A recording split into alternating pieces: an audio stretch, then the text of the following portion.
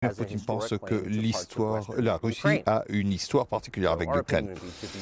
Et on considère que cette interview est une expression sincère de ce qu'il pense. Monsieur le Président, merci.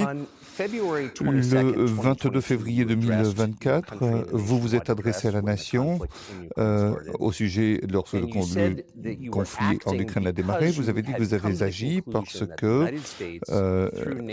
les États-Unis, par l'OTAN, pourraient mettre en place, et je cite, une attaque surprise contre notre pays.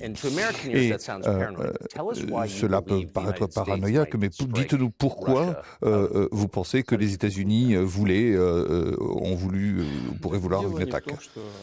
Ce n'est pas que les États-Unis nous attaquaient directement, qu'ils attaquaient la Russie.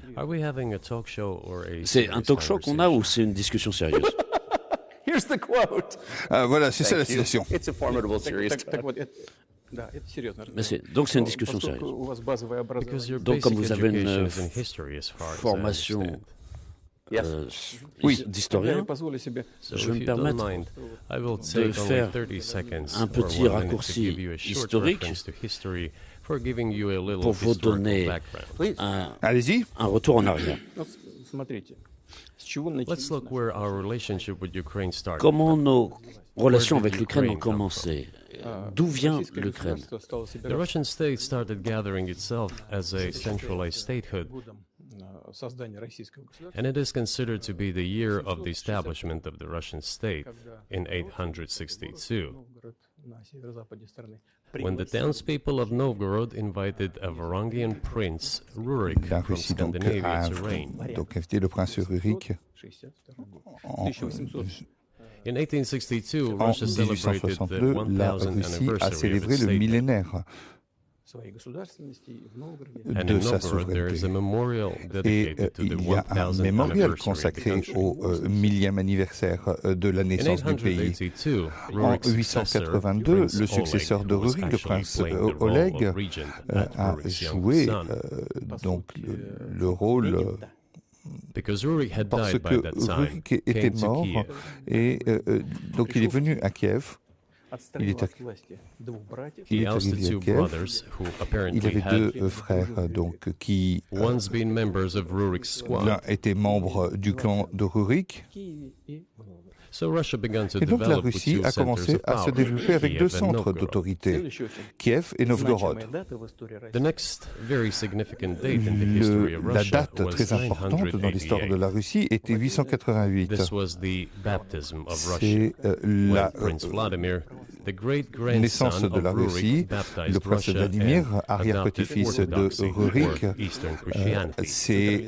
a attaché la From Russie this au time, the christianisme. centralized Russian state began to Et strengthen. c'est là où Why? l'État décentralisé de la Russie Because of the s'est single renforcé. territory, Pourquoi? integrated À cause d'un economic size, territoire One and the same language and, after the avec baptism une of seule Russia, langue the et same faith and donc rule une of the seule prince. foi et The une seule centralized Russian autorité state du began to prince. take shape. Et l'État russe a commencé à prendre Back in the forme. Middle Ages, Prince Yaroslav Au the Moyen Âge, Wise introduced the Yaroslav order le of Sage succession a to introduit a throne. l'ordre de succession. But after he passed away, Mais it became après sa mort, complicated for various reasons. c'est devenu compliqué pour différentes raisons. The throne was passed not Le directly from trône father est to passé, eldest son, but from the pas passé prince who directement had passed away to his du brother, père au fils, and to his mais sons of different lines. c'est passé entre frères et puis entre différentes lignées. All this led to the fragmentation and the Toute end cette of Rus as a défragmentation single state. a menacé l'existence même There was de la nothing Rousse. special about it. Et The same was happening then in Europe. Il n'y a rien de particulier. La même chose est arrivée en Europe.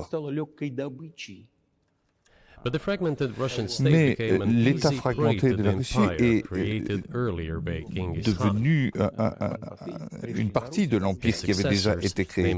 Et les successeurs, Tucker Carlson est donc venu en Russie. The southern part, including La partie Kiev, sud, by the y way, compris and Kiev, some other du cities reste, simply et lost d'autres independence, villes ont while northern simplement cities perdu preserved leur some of their indépendance. sovereignty.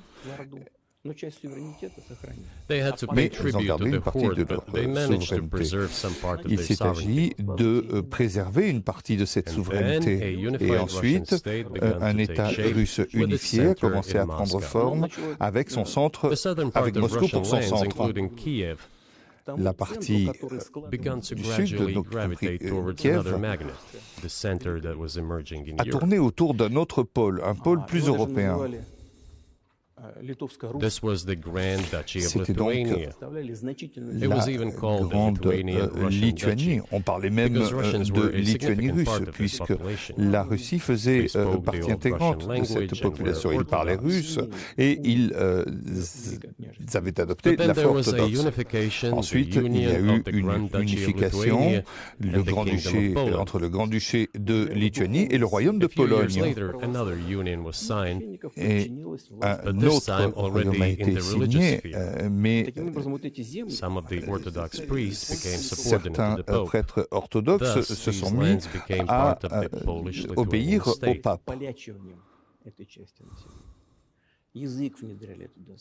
During decades, the Au Poles were cours des engaged in décennies, colonization of this les part of the Polonais ont population. été engagés They dans introduced a une language there, unification de tried to cette entrench the population. idea that this population was not exactly Russians, that because they lived on the fringe, they were Ukrainians. Originally, the word Ukrainian meant that a person was living on the outskirts of the state, along the fringes, or was engaged in a border patrol service. It didn't mean any particular ethnic group. So the Poles were trying to, in every possible way, to colonize this part of the Russian lands and actually treated it rather harshly, not to say cruelly. All that led to the fact that this part of the Russian lands began to struggle for their rights. They wrote letters to Warsaw demanding that their rights be observed and people be commissioned here, including to Kiev. I beg your pardon, can you tell us what period? I'm losing track of where in history we are. The Polish oppression of Ukraine. It was in the 13th century.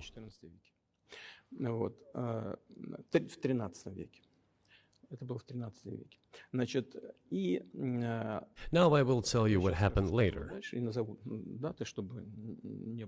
and give the dates so that there is no confusion.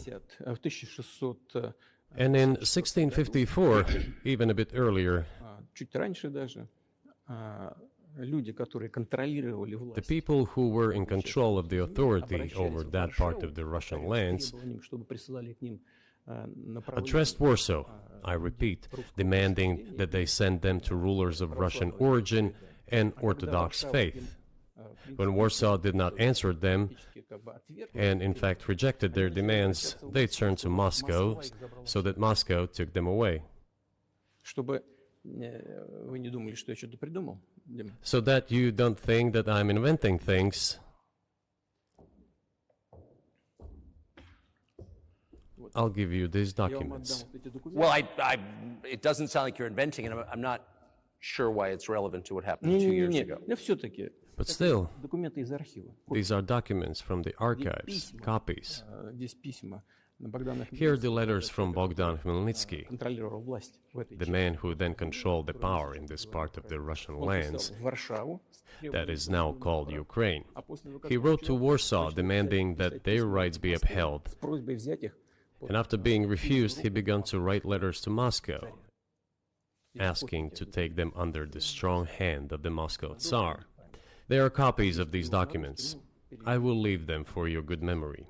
There is a translation into Russian. You can translate it into English later. Russia would not agree to admit them straight away, assuming that the war with Poland would start. Nevertheless, in 1654, the Pan-Russian Assembly of top clergy and landowners, headed by the Tsar, which was the representative body of the power of the old Russian state, decided to include a part of the old Russian lands into Moscow Kingdom. As expected, the war with Poland began. It lasted 13 years, and then in 1654, a truce was concluded. And 32 years later, I think, a peace treaty with Poland, which they called Eternal Peace, was signed. Et ces terres, And these lands, the whole qui étaient sur la rive droite including Kiev, went to Russia.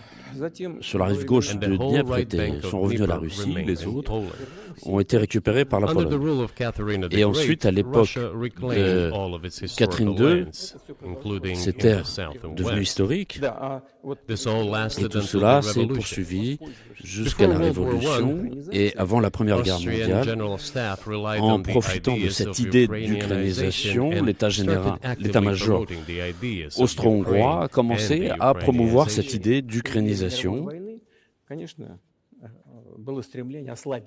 Their motive Et was on voit obvious. jusqu'où c'est arrivé, parce qu'à la veille de la Première Guerre mondiale, They wanted to weaken the potential il y avait cette enemy and secure possibilité themselves d'affaiblir favorable conditions in the l'ennemi border area. et donc de réunir des conditions favorables.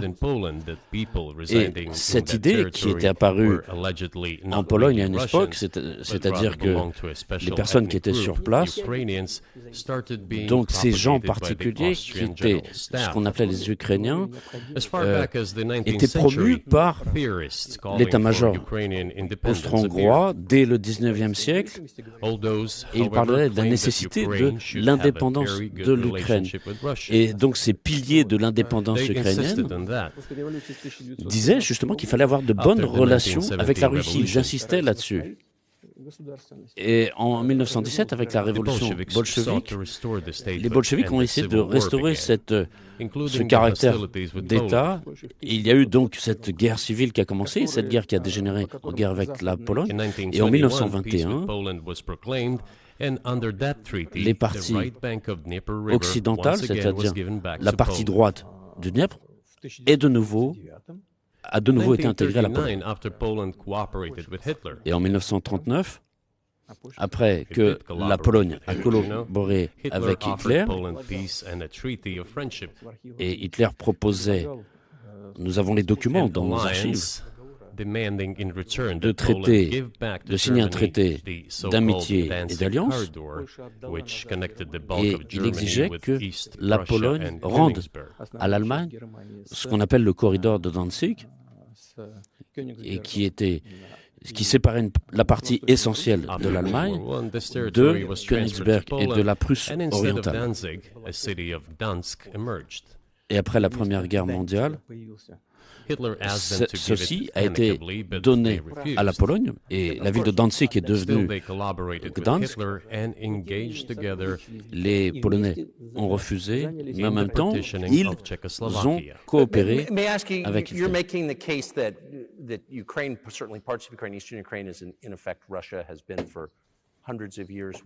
Alors, la partie Ukraine,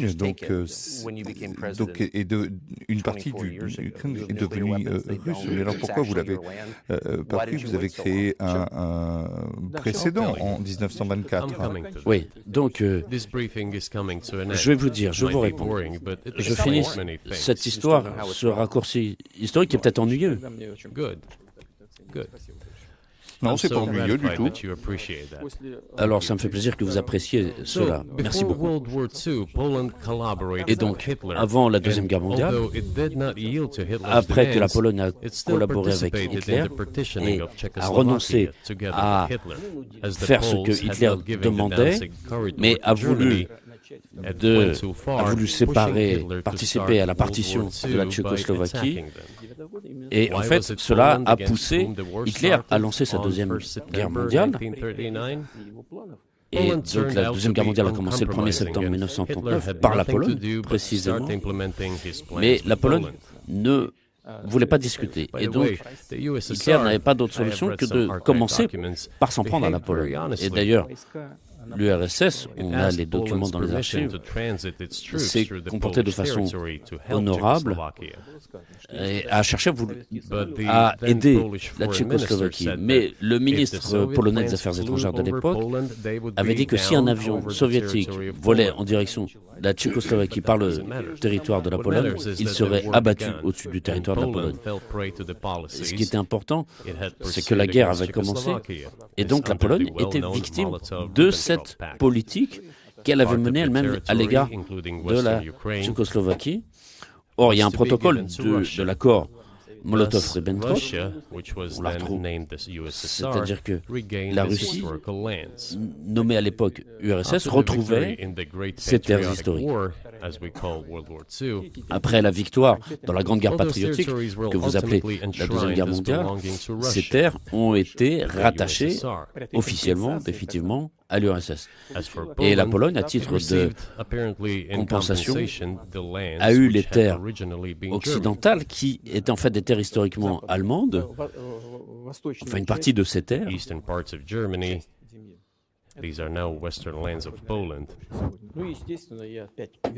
Donc c'est la partie occidentale de la Pologne actuelle et qui a accès donc à la Baltique. Donc ils ont retrouvé Gdansk, qui est donc la ville a retrouvé son nom polonais, et c'est ainsi que la situation s'est dessinée.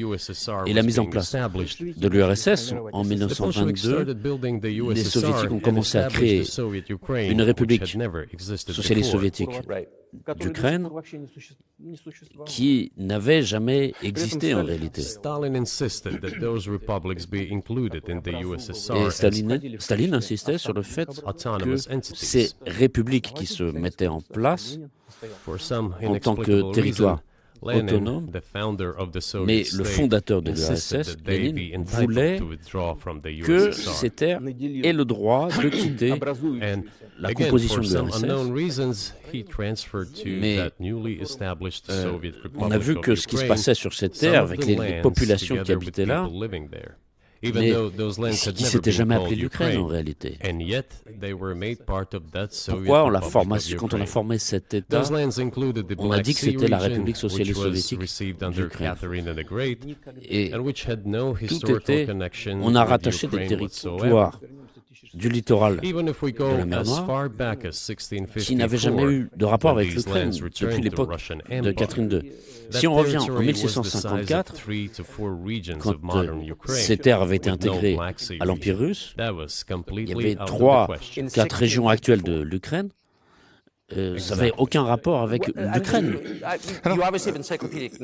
Vous avez une connaissance encyclopédique de la région, mais pourquoi vous me posez la question que maintenant, après 22 ans? Mais après 22 ans de pouvoir, je connais tout ça. Regardez, l'Ukraine soviétique a reçu quantité de terres qui n'avaient jamais fait partie de ce pays. Mais à un moment, la Russie les avait obtenues à l'issue des guerres contre la Turquie. C'est ce qu'on appelle la Nouvelle Russie. Mais c'est que Lénine, en constituant l'URSS, avait créé cette République d'Ukraine qui s'est développée pendant des décennies. Et les bolcheviks, pour des raisons qu'on comprenait, ont procédé à cette ukrainisation, simplement parce qu'il y avait des gens originaires d'Ukraine, mais qui étaient nombreux dans les dirigeants, parmi les dirigeants soviétiques. Mais c'était la même chose avec d'autres républiques soviétiques. Donc on développait les langues nationales, les cultures nationales, c'est pas mauvais en soi, mais c'est ainsi qu'a été créée l'Ukraine soviétique. Après la Deuxième Guerre mondiale, l'Ukraine a reçu encore d'autres terres qui, avant la guerre, avaient appartenu à la Pologne, mais aussi à la Hongrie et à la Roumanie. Et donc un certain nombre de terres avaient été prises à ces pays-là. Et s'y trouvent toujours. Et donc nous avons toutes les... Pensez-vous que la Hongrie devrait reprendre ces territoires d'Ukraine ou que d'autres territoires appartenant à l'Ukraine devraient reprendre, d'autres nations devraient reprendre leurs territoires? Pour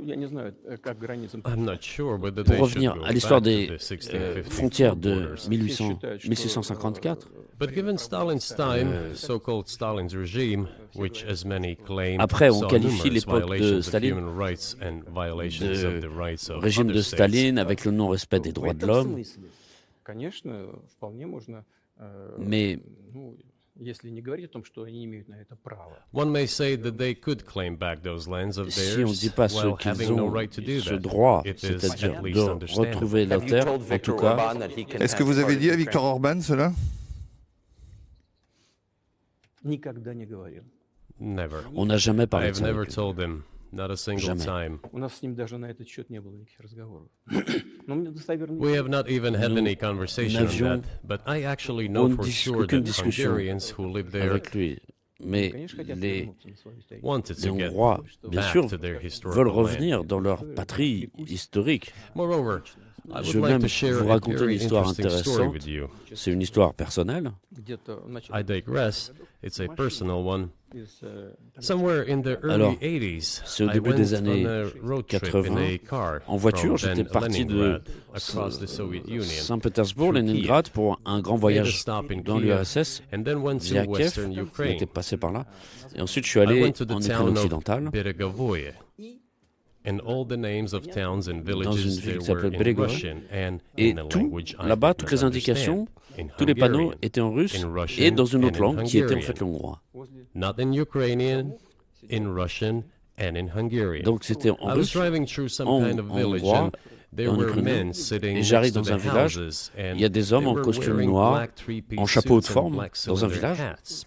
I Et asked, je demande, are c'est they des some kind of artistes? entertainers? Non, c'est I pas was des, told, c'est pas des no, artistes, they were not c'est des hongrois. entertainers, they're Hungarians. Et je dis, mais They pourquoi, said, qu'est-ce qu'ils font? what are they doing here? Et on m'a dit, What non, do you c'est leur mean? terre, c'est leur This terre is their historique. land, they live Toutes here. les appellations This was during the Soviet time in the 1980s. sont à They l'époque preserved the soviétique, dans les Hungarian années language, 80, Hungarian names, and ils all avaient their conservé national leur langue, costumes. They are leur costume Hungarians and national, they feel themselves et to c'était be des Hongrois, ils se Hungarians. sentaient And of hongrois. course, when now there is an infringement, Et bien sûr, That is, and there's a lot of it, though. I think Il y many a beaucoup nations are upset about de Transylvania as nations well. en Transylvanie également. But many nations feel Et beaucoup frustrated de by the nations ont redrawn été borders of frustrées wars of the 20th du century. retrait And wars going back 1,000 years, the ones that you de leurs mentioned. frontières, donc The du fact mouvement is des that frontières. Et le you fait est didn't que make this case in public until 2 years ago, vous n'avez pas February. And rendu in the tout case cela that you public made, which I jusqu'à il y a read 2 ans. today, You Pourquoi?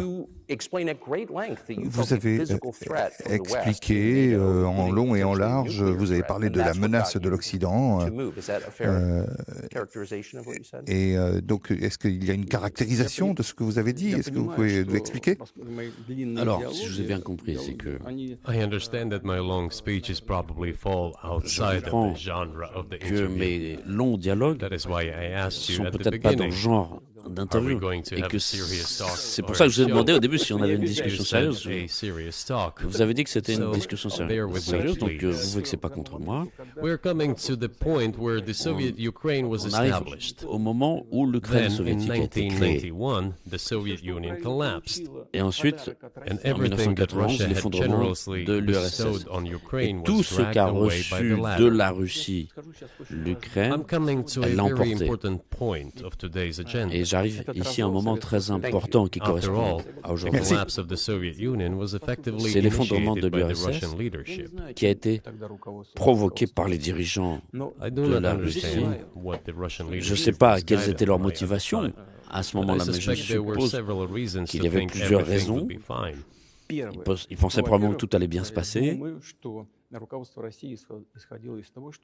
First, I think that then Le Russian premier leadership élément, c'est believed que that les the dirigeants fundamentals of the russes relationship partaient between Russia du and principe qu'il y avait une Ukraine base were, fondamentale in fact, a des common relations entre la language. Russie et l'Ukraine, More than 90% une langue of commune, the population there 90% de la spoke population Russian. parlait russe, il y avait des liens familiaux, Family ties. une personne sur Every trois third person there had some avec kind de la of famille, il y avait des family liens or friendship d'amitié, ties, common une culture, culture commune, common history, une histoire commune, finally, common faith, coexistence Une with a religion single commune. state for centuries, and et deeply puis le fait de se trouver dans le même pays depuis des décennies, all of these were so fundamental. une All économie these elements complètement together make our interdépendante, good relationships donc c'est des inevitable. choses fondamentales. Et tout ça, c'était The à second la base point de ces is a bonnes very relations que important nous avions. one. Le deuxième point, et c'est important, je pense que comme citoyen américain, c'est important que vous entendiez ça. C'est-à-dire que quand l'URSS a cessé d'exister, il n'y avait plus de clivage à caractère idéologique. Et la Russie, volontairement, a choisi de démonter cette URSS en pensant que ce serait compris par le monde dit civilisé, que ce serait un moyen de coopérer. Voilà ce qu'attendait la Russie. Et elle attendait cela des États-Unis et de ce qu'on appelle l'OTAN pris de manière collective. Il y avait des gens intelligents, notamment en Allemagne, Egon Tarr, peut-être que vous connaissez son nom, qui insistait sur des discussions avec les autorités soviétiques et qui disait qu'il faut créer un nouveau système de sécurité en Europe. Il faut réunir l'Allemagne, mais créer un nouveau système avec les États-Unis, le Canada, la Russie, les pays européens, et qu'il ne fallait pas que l'OTAN continue à s'étendre. S'il disait s'il y a une extension de l'OTAN vers l'Est, on retrouve la situation de la guerre froide. Personne ne l'a écouté. Et comme on a ça dans les archives, on voit que il a dit « Vous m'écoutez pas ?» et à ce moment-là, je ne reviendrai plus. Et il s'est fâché. Et donc, tout ce qu'il a dit, c'est produit. Et bien sûr, oui, c'est ce qui s'est passé, et vous avez mentionné cela à plusieurs reprises, et je pense que c'est juste. Donc, c'est quelque chose de juste. Donc, il aurait pu avoir une bonne relation entre les États-Unis et la Russie.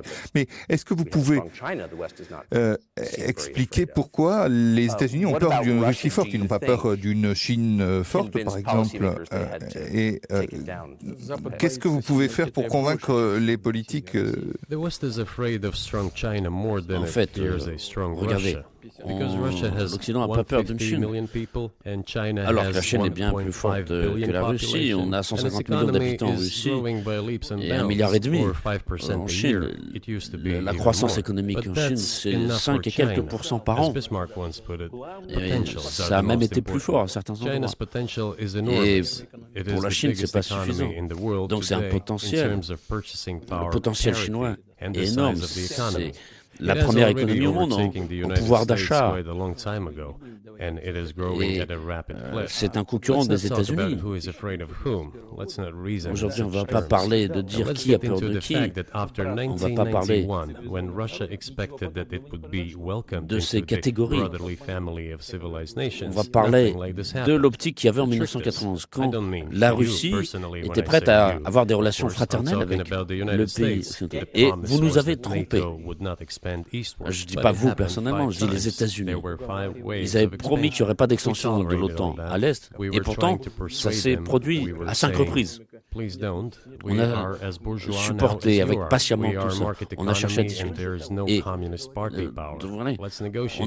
on a une économie de marché, aussi en bourgeoisie, etc. Et je dirais même plus que j'en ai déjà parlé en public. Il y a eu un moment où il y a un chagrin qui est passé. Et vous vous souvenez que Yeltsin était allé aux États-Unis, il avait parlé au Congrès, il avait dit « God bless America ». Pourquoi il a dit ça? C'était un signal, laissez-nous entrer chez vous. Et quand les événements ont commencé en Yougoslavie, Yeltsin était salué par tout le monde. Mais quand il a levé la voix pour défendre les Serbes, la Russie ne pouvait pas se taire. Je comprends qu'il y avait des processus complexes, mais la Russie ne pouvait pas ne pas lever la voix pour défendre le peuple serbe, qui est un peuple proche de nous. On a la même culture. Mais on a des relations historiques entre nos deux peuples. Mais ce qui est important, c'est que Yeltsin a manifesté son soutien. Et qu'est-ce qu'ont fait les États-Unis? En infraction au droit international, à la charte de l'ONU, ils ont bombardé Belgrade. Les États-Unis ont sorti ce génie de la lampe. Et qu'est-ce qui a été dit à l'époque? Et ils ont dit que le droit international et la charte de l'ONU étaient vieillis. Mais c'était faux. Ils disaient qu'il faut tout changer. Oui, il y a peut-être des choses qu'il fallait changer, oui, je suis d'accord. Mais pas de cette façon. D'ailleurs, Yeltsin a tout de suite été sali. Il comprenait très bien. Et je vous assure que moi, je suis devenu président en 2000. D'accord, on passe le sujet de la Yougoslavie. Je voulais qu'on restaure de bonnes relations, ouvrir cette porte que la Russie essayait de franchir. Et je l'ai même dit publiquement, d'ailleurs, à une rencontre avec Bill Clinton, ici, dans la pièce voisine. Je lui ai dit, je lui ai posé cette question. Écoute, Bill, et qu'est-ce que tu en penses? Et si la Russie posait la question d'intégrer l'OTAN, est-ce que c'est possible? Et il m'a dit, tu sais, c'est intéressant. Et le soir, plus tard, quand on s'est revus pour le dîner, il m'a dit, j'ai parlé avec mon équipe, c'est pas possible. Vous pouvez lui demander. Il vous confirmera ça dans une interview. Je ne dirais pas ça. Étiez-vous sincère quand vous disiez que vous vouliez rejoindre l'OTAN? Aujourd'hui, c'est possible. Mais rejoindre l'OTAN. Moi, j'ai posé une question. Est-ce que c'est possible ou pas? J'ai une réponse qui était non. Si j'avais pas été sincère. Mais s'il avait dit oui, est-ce que vous auriez rejoint l'OTAN?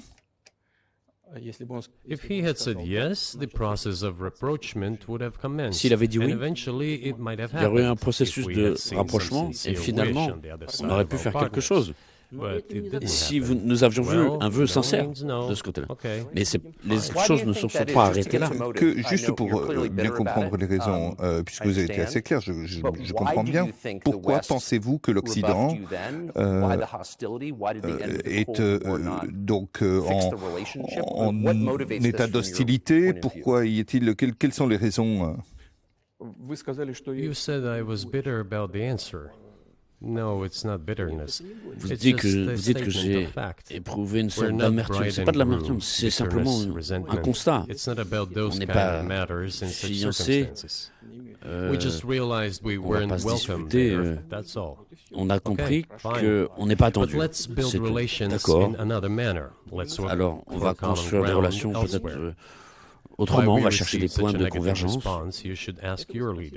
Pourquoi nous avons reçu une réponse aussi négative des dirigeants de l'OTAN? Je peux seulement supposer, peut-être le pays est trop grand, il est particulier, et les États-Unis voyaient comment se résolvaient les questions d'intégration de l'OTAN. Il y a un autre exemple que je vais vous citer ici, qui concerne l'Ukraine. Les dirigeants ukrainiens ont exercé des pressions, et même s'il y a des choses qui ne leur plaisent pas, les dirigeants ukrainiens disent oui. Et moi, ce que je veux dire, ce qui s'est passé en 2008 en Ukraine, alors que c'est discuté, déjà, c'est rien de nouveau ici pour nous. Mais après, nous avons tenté d'établir des relations de manière diverse. Il y a eu des opérations au Proche-Orient, en Irak. Nous essayons d'avoir des relations normales avec les États-Unis. J'ai souvent posé la question de savoir pourquoi j'ai demandé que les États-Unis ne soutiennent pas le séparatisme, le terrorisme, notamment dans le Caucase du Nord. Mais ils continuent à le faire.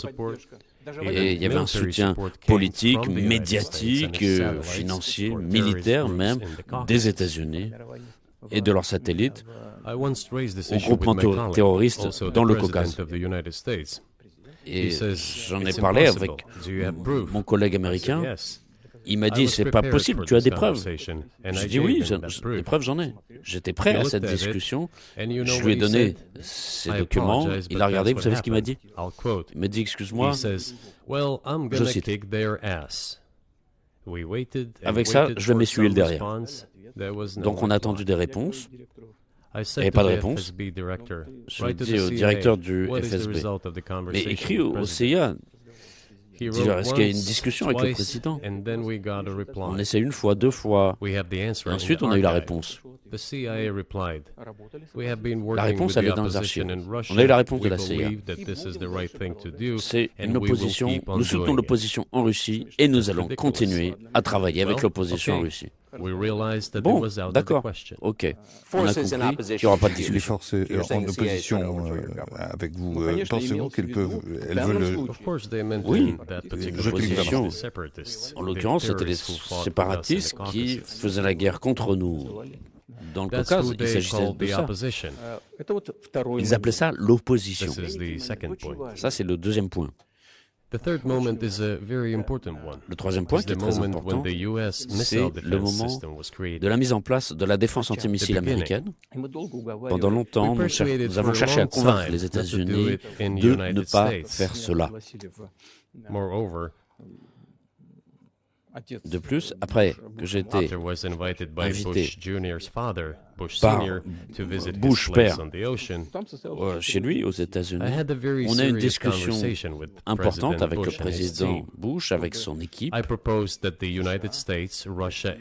J'ai proposé que les États-Unis, la Russie, l'Europe créent un système unifié de défense antimissile qui, comme on le dirait, serait contre les systèmes unilatéraux qui sont contre notre sécurité. Et donc, ça avait été dit que ça avait été contre la menace suscitée par l'Iran. C'était le prétexte principal de la mise en place de cette défense antimissile.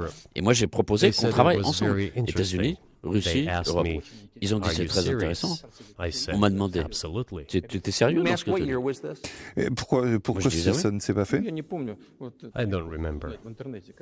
It is easy to find out on the internet when I was in the USA at the invitation of Bush Senior. Quand j'étais aux États-Unis à l'invitation de Bush père. Mais on peut même je peux vous dire, c'était très intéressant. On dit, imaginez si on travaille ensemble, si on fait ce système de défense et de sécurité ensemble, le monde va changer. On aura des discussions sur le plan économique, politique, mais en tout cas, nous allons changer radicalement la situation dans le monde. Et on m'a dit, t'es sérieux dans ce que tu dis? Je dis oui, bien sûr, on va réfléchir. Je dis, mais d'accord, on y va. Et dans ce cabinet, dans cette pièce où nous discutons, on a eu la visite de Robert Gates, l'ancien patron de la CIA,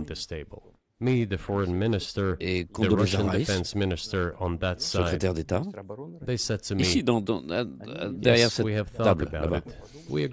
Il y avait moi, le ministre des Affaires étrangères, le ministre de la Défense de notre côté, et ils m'ont dit oui. Nous avons réfléchi, nous sommes d'accord. Vous avez décrit deux fois le président des États-Unis comme prenant des décisions et ensuite avoir l'herbe coupée sous les pieds par ces agences de renseignement. Donc, est-ce que ça nous donne un peu une idée de ceux qui sont élus? Oui, c'est précisément ce qui s'est passé. Au final, on nous a envoyé paître. Je ne veux pas entrer dans les détails parce que je considère que ce n'est pas convenable. C'était quand même des discussions qu'on fait. Mais ce qui est certain, c'est que ça a eu lieu, cette discussion. Et à l'époque, j'avais dit, écoutez, à ce moment-là, nous allons proposer un système de riposte avec des systèmes hypersoniques. Et c'est ce que nous faisons, pas contre vous, mais vous faites ce que vous voulez. Nous partons du principe que ce n'est pas contre vous, contre les États-Unis. D'accord. Et nous avons créé nos systèmes d'armes hypersoniques, intercontinentaux, et qu'on nous continuons à les développer. Et aujourd'hui, nous avons progressé, nous avons dépassé tous les autres pays au monde, les États-Unis et les autres. Et nous sommes en perfectionnement chaque jour. Mais nous avons proposé autre chose, mais on nous a rejeté. Maintenant, en ce qui concerne l'extension de l'OTAN à l'Est, on nous avait dit que l'OTAN ne progresserait pas d'un pouce vers l'Est. Et qu'est-ce qui s'est passé? Il y a eu 5 vagues. Et après, on nous a dit, c'est pas fixé sur le papier, donc on va continuer à s'étendre. 5 vagues consécutives. Les pays baltes, toute l'Europe centrale et orientale, etc. Et maintenant, on arrive au point principal, l'Ukraine. En 2008, au sommet de Bucarest, il a été déclaré par l'OTAN que les portes étaient ouvertes à l'Ukraine et à la Géorgie. Et maintenant, donc comment les décisions sont prises? La France, l'Allemagne n'étaient pas contre. Après, il y avait les autres. Et après, on a compris que le président Bush, un homme politique fort, il a fait pression sur eux, c'est eux qui nous l'ont dit. Ils ont dit, après, on était obligés d'être d'accord. Ah, c'est drôle. Et les garanties, elles sont où? C'est quoi? C'est la cour d'école.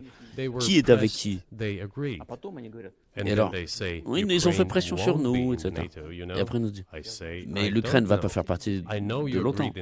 Moi, je dis, je ne sais pas. Ce que je sais, c'est que vous êtes mis d'accord en 2008. Et pourquoi vous ne feriez pas à l'avenir? Alors, ils disaient, mais à l'époque, ils avaient fait pression sur nous. Et alors, pourquoi à l'avenir, ils ne feraient pas pression sur vous encore? Donc, c'est n'importe quoi. Avec qui on peut parler? Nous sommes prêts à la discussion. Mais avec qui? Où sont les garanties? Donc ils ont commencé à prendre le territoire de l'Ukraine. Je vais vous raconter ce qui s'est passé, les relations avec la Russie. Là-bas, une personne sur 2 sur 3 a des relations de famille avec la Russie. Et quand l'Ukraine a vu sa déclaration d'indépendance, elle a été dit que c'était un pays neutre. D'ailleurs, c'est écrit dans les textes. Et en 2008, on dit que les portes sont ouvertes vers l'OTAN. Donc ça nous fait un cinéma intéressant. C'est pas l'accord qui avait été conclu. Et donc les présidents qui se sont succédés en Ukraine s'appuyaient sur l'électorat qui était toujours plus ou moins bien disposé envers la Russie. Le sud-est de l'Ukraine, il y a vraiment beaucoup de gens. Et modifier cet électorat aurait été très compliqué. Donc Viktor Yanukovych est arrivé au pouvoir. C'est intéressant. La première fois, il a remporté l'élection contre le président Kouchma. Et donc on a installé on a organisé un 3e tour des élections, ce qui n'est absolument pas constitutionnel. C'est un coup d'État. Et donc c'est-à-dire, s'il y a quelqu'un qui ne vous plaît pas, c'était avant 2014. Après le président Kouchma, il y a Yanukovych qui a remporté les élections, mais ses opposants ne reconnaissaient pas sa victoire. Et donc les États-Unis ont soutenu l'opposition. Ils ont organisé un 3e tour des élections. C'est quoi ça? C'est un coup d'État soutenu par les États-Unis. Et à l'issue du 3e tour, vous imaginez, les États-Unis, comme ils n'étaient pas contents de quelque chose, ils ont organisé un 3e tour qui n'est pas prévu par la Constitution. Mais, en tout cas, et en Ukraine, c'est ce qu'ils ont fait. Ils ont installé Viktor Yushchenko, qui était pro-occidental. D'accord. Bon, on a établi des relations avec lui. Il est venu à Moscou en visite. Nous sommes allés à Kiev. Moi, j'y suis allé. On a eu des rencontres informelles. Pro-occidental, d'accord. L'essentiel, c'est qu'il travaille. La situation devait se développer en Ukraine, dans l'Ukraine elle-même, de façon indépendante. Mais après son gouvernement, la situation s'est dégradée. Et Yanukovych est parvenu au pouvoir. Bon, c'est peut-être pas le meilleur président, c'est pas à moi de juger, mais la question s'est posée de l'association avec l'Union européenne.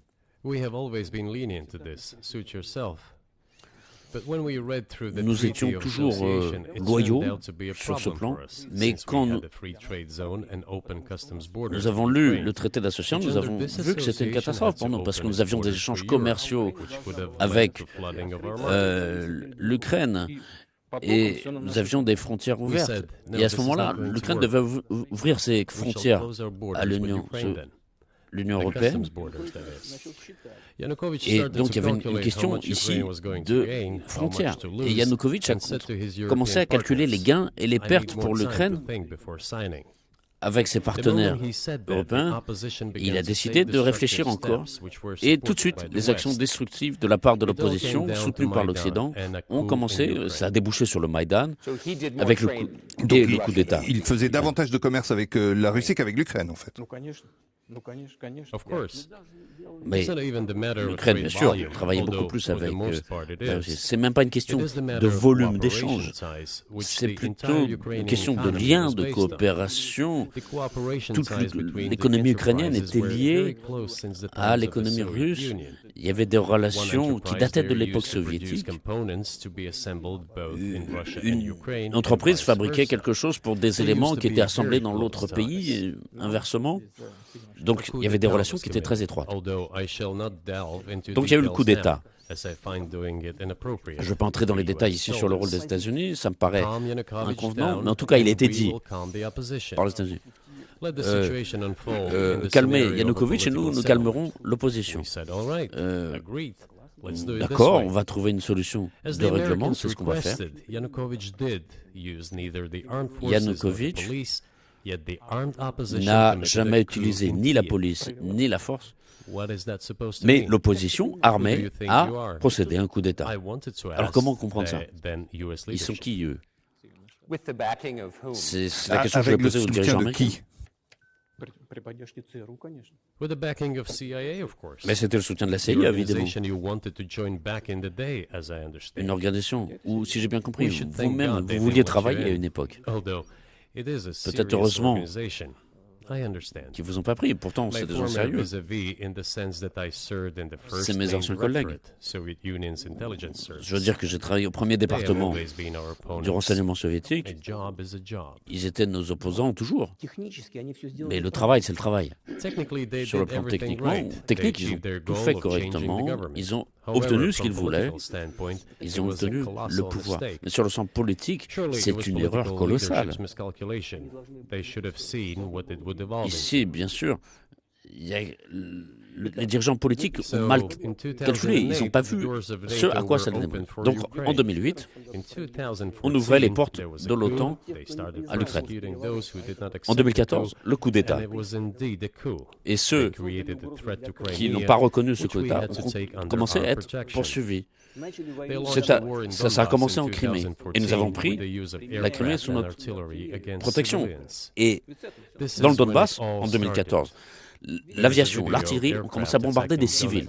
Et c'est par ça que ça a commencé. Il y a des vidéos où on voit que des avions bombardent des civils. Et donc une opération militaire d'envergure a été envoyée, qui a été un échec. On a envoyé une autre opération qui a été aussi un nouvel échec. Et tout ça sur une prise de territoire sur le plan militaire. Et l'extension de l'OTAN. Et comment ne pas être préoccupé en voyant ça? De notre côté, ça aurait été une insouciance criminelle. Donc, les autorités politiques américaines nous ont forcés à ça. Ça aurait été destructeur pour la Russie elle-même. Nous étions obligés de réagir. On ne pouvait pas abandonner ces gens qui partageaient notre point de vue, et même c'était 8 ans avant que le conflit ait commencé. Et qu'est-ce qui a déclenché pour vous? Quel est le moment où vous avez senti que vous deviez faire ça?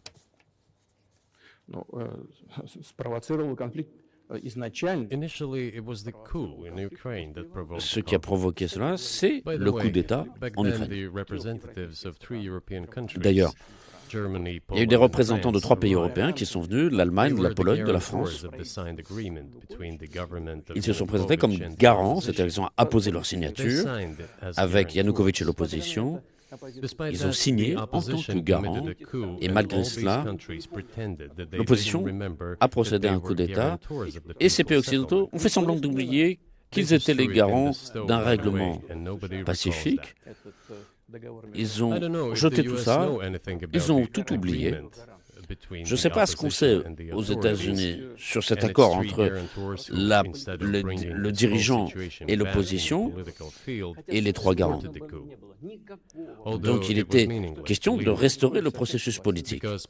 Mais en fait, il n'y avait aucun sens de faire un coup d'État parce que le président Yanukovych était déjà d'accord pour tout. Il était d'accord pour les élections où il n'avait aucune chance d'être réélu. Tout le monde le savait. Alors pourquoi faire un coup d'État? Pourquoi avoir créé cette menace pour la Crimée? Pouvoir commencer ce génocide dans le Donbass? Je ne comprends pas. Et ici, il y a un mauvais calcul. La CIA a mené ce coup d'État et même un des adjoints du secrétaire d'État avait dit que ça avait coûté 5 milliards de dollars à les États-Unis. Mais c'est une erreur politique colossale. Pourquoi avoir fait tout cela? C'est la même chose. La même chose aurait pu être faite de façon légale, sans aucune victime, sans aucune opération militaire, sans la prise de la Crimée. On n'aurait pas bougé le petit doigt. S'il y avait eu ces éléments sanglants du Maïdan, nous n'aurions jamais eu ça à l'esprit. Mais nous étions d'accord qu'après la chute de l'URSS, oui, il y aurait des frontières entre nos pays, mais l'adhésion à l'OTAN, non. Nous n'étions jamais d'accord que l'Ukraine fasse partie de l'OTAN, qu'il y ait des bases de l'OTAN, sans aucune discussion avec nous. Et alors, pendant une dizaine d'années, nous avons dit ne faites pas. Et l'élément provocateur, c'est que les dirigeants ukrainiens ont dit qu'ils n'allaient pas appliquer les accords de Minsk, qui avaient été signés, comme vous le savez, en 2014 à Minsk, où il y avait un plan de règlement pacifique pour le Donbass, et les dirigeants ukrainiens, le ministre des Affaires étrangères et d'autres personnages, puis le président lui-même, ont dit que rien ne leur plaît dans les accords de Minsk. En d'autres termes, ils n'avaient aucune intention de respecter ces accords. Et les anciens dirigeants d'Allemagne, de France, ont dit, il y a 1 an et demi, ouvertement, au monde entier, ils ont dit qu'ils n'avaient aucune intention de respecter les accords de Minsk. Est-ce que vous avez parlé, donc le président des États-Unis pour lui demander pourquoi il continue de militariser l'Ukraine?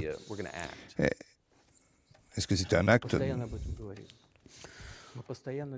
J'avais dit que si il respectait les engagements, nous n'avons pas cessé de répéter cela, de le dire aux États-Unis, aux pays occidentaux qu'il fallait cesser ce processus immédiatement et respecter les accords de Minsk. Mais moi, j'étais prêt à réfléchir. Donc c'est une situation difficile pour l'Ukraine dans ces accords, parce qu'il y a la question de l'indépendance du Donbass et d'autres territoires, mais j'étais convaincu absolument, je considère sincèrement que la population du Donbass, s'il fallait les convaincre de revenir dans la structure de l'État de l'Ukraine, petit à petit, les plaies auraient été pansées. Il aurait été possible de revenir dans ce processus avec le paiement des retraites, des allocations sociales, etc., et que petit à petit les choses se restaureraient. Mais non, mais personne ne le voulait. Tous voulaient l'usage de la force militaire. Et ça, on ne pouvait pas le permettre. Et tout est allé jusqu'à cette situation où l'Ukraine a dit non, on ne fera rien des accords de Minsk, on va agir militairement. La guerre, c'est eux qui l'ont commencée en 2014. Notre objectif est de cesser cette guerre. Ce n'est pas eux qui nous l'avons lancée en 2014. Pensez-vous que vous l'avez arrêté maintenant? Est-ce que vous avez atteint vos objectifs?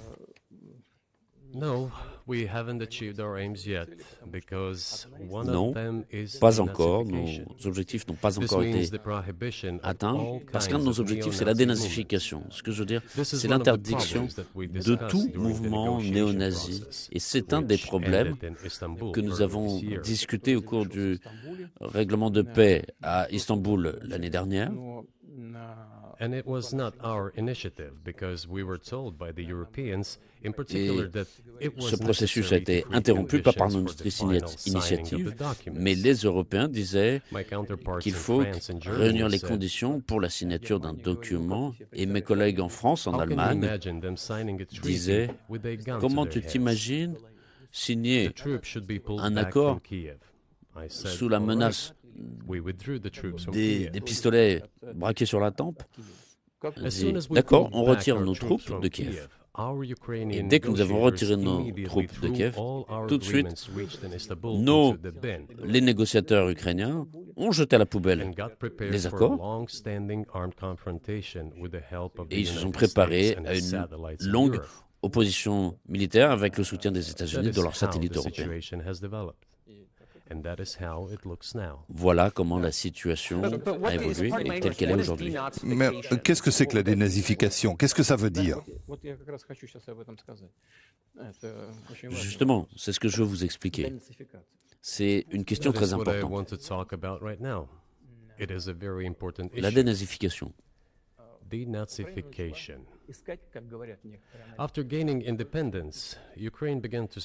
Après la déclaration de l'indépendance, l'Ukraine a cherché ce qu'on appelle en Occident l'identité nationale.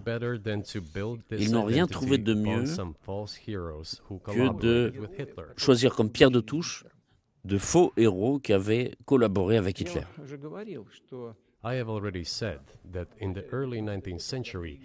J'ai déjà dit qu'au début du XIXe siècle, quand il y a eu les premiers théoriciens de la souveraineté et de l'indépendance de l'Ukraine, ils partaient du principe qu'une Ukraine indépendante doit avoir de bonnes relations avec la Russie.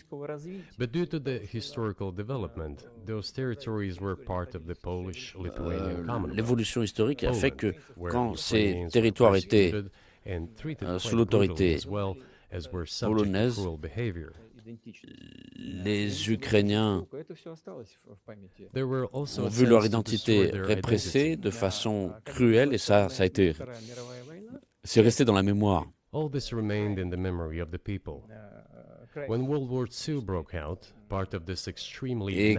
début de la Deuxième Guerre mondiale, donc il y avait l'élite très extrémiste qui a commencé à négocier, à collaborer avec Hitler. Ils pensaient qu'Hitler leur apporterait la liberté. Les troupes allemandes, et en particulier les troupes SS, laissaient le sale travail d'extermination des Polonais, des Juifs, aux collaborationnistes qui collaboraient avec Hitler. De là, ces répressions contre les Polonais, les Juifs et les Russes aussi. Et donc, dirigés par des personnages qu'on connaît, ce sont Bandera, Shushkevich, c'est eux qui ont été proclamés héros nationaux. C'est là qu'est le problème.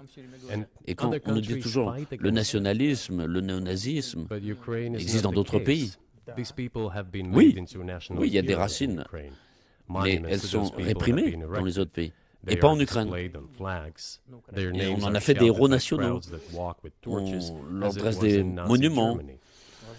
Les troupes, les foules défilent avec des flambeaux en criant leur nom. Ce sont ces gens qui ont éliminé des Polonais, des Juifs, des Russes. Donc cette pratique, cette théorie doit être déracinée. Toute nation grandit, je dirais que c'est une part de la population, une part de la société. Il y a une part ils sont une part du peuple, ils disent non, nous sommes un peuple séparé. D'accord. Si vous considérez comme séparé. Est-ce que vous satisferez des territoires que vous avez actuellement? Mais je vais terminer. Vous avez posé votre question sur la dénazification.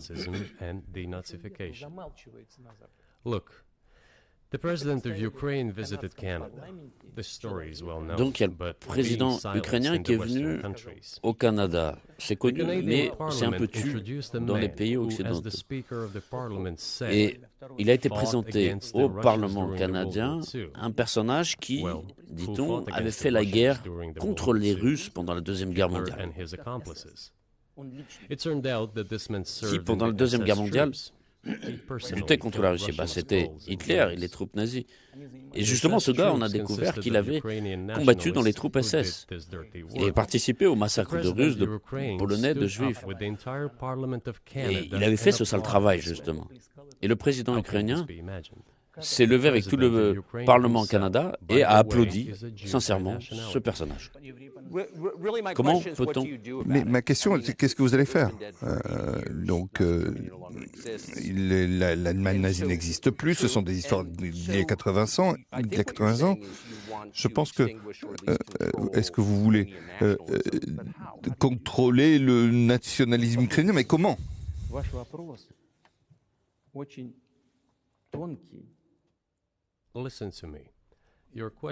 Écoutez-moi bien. Votre question, elle est délicate. Mais je veux dire franchement, ne vous vexez pas. Bien sûr. Alors votre question, elle semble délicate. En réalité, elle est répugnante. Vous dites, Hitler est mort depuis 80 ans, mais sa cause vit toujours. Et les gens qui ont éliminé les Russes, les Polonais, les Juifs, ils sont vivants. Et le président en exercice applaudit quelqu'un qui a fait cela. Il l'applaudit debout. Est-ce qu'on peut dire qu'on a vraiment extirpé cette idéologie si ce qu'on voit se produit aujourd'hui? C'est ça la dénazification dans notre optique, c'est-à-dire se débarrasser de ces gens qui mettent cette idée en théorie et en pratique. C'est ça la dénazification. Ma question est très particulière. Il ne s'agit pas de défendre le nazisme ou de quelque manière que ce soit. C'est une question pratique. Vous ne contrôlez pas le pays, ne vous contrôlez pas. Donc, comment réussirez-vous à éliminer une culture ou une idéologie ou des sentiments liés à l'histoire dans un pays que vous ne contrôlez pas? Qu'est-ce que vous allez faire? Vous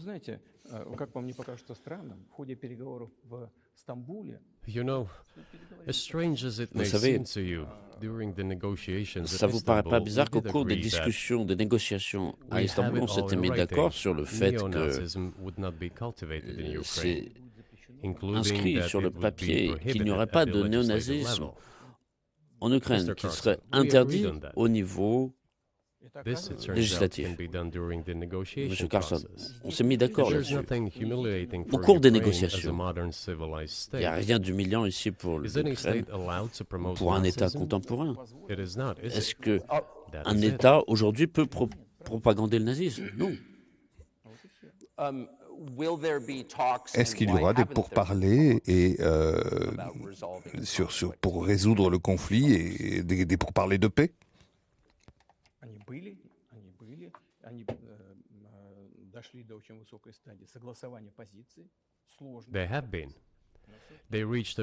y a eu des discussions, on est allé jusqu'à un niveau avancé de validation, mais ces négociations étaient presque achevées, et après que nous avons retiré nos troupes de Kiev, l'autre partie, l'Ukraine, a jeté tous ces accords et s'est mis sous les ordres des États-Unis, des pays occidentaux, avec pour optique de la victoire sur la Russie. Et de plus, le président ukrainien a signé un décret qui l'empêche, lui et tous les autres, de négocier avec la Russie. Alors comment mener des discussions si lui-même s'interdit et interdit aux autres de le faire?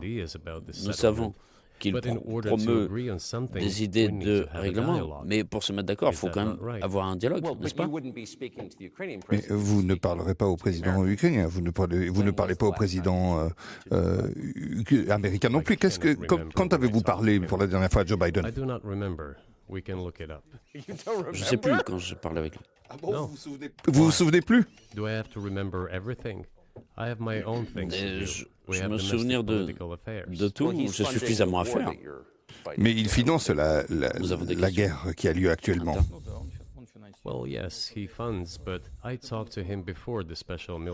Oui, il finance cette guerre, mais quand je discutais avec lui, c'était avant le début de l'opération militaire spéciale. Et d'ailleurs, je lui avais dit ouvertement, après, je ne vais pas entrer dans les détails, je ne le fais jamais, mais je lui avais dit, je considère que vous commettez une erreur réellement historique en soutenant tout ce qui se produit là-bas en Ukraine et en repoussant la Russie. Et qu'est-ce qu'il a répondu? Je lui ai dit plusieurs fois, ce ne serait pas convenable d'entrer dans les détails. Si vous voulez savoir, demandez-lui. C'est vous, le citoyen des États-Unis. Vous n'avez pas parlé avec lui depuis février 2022?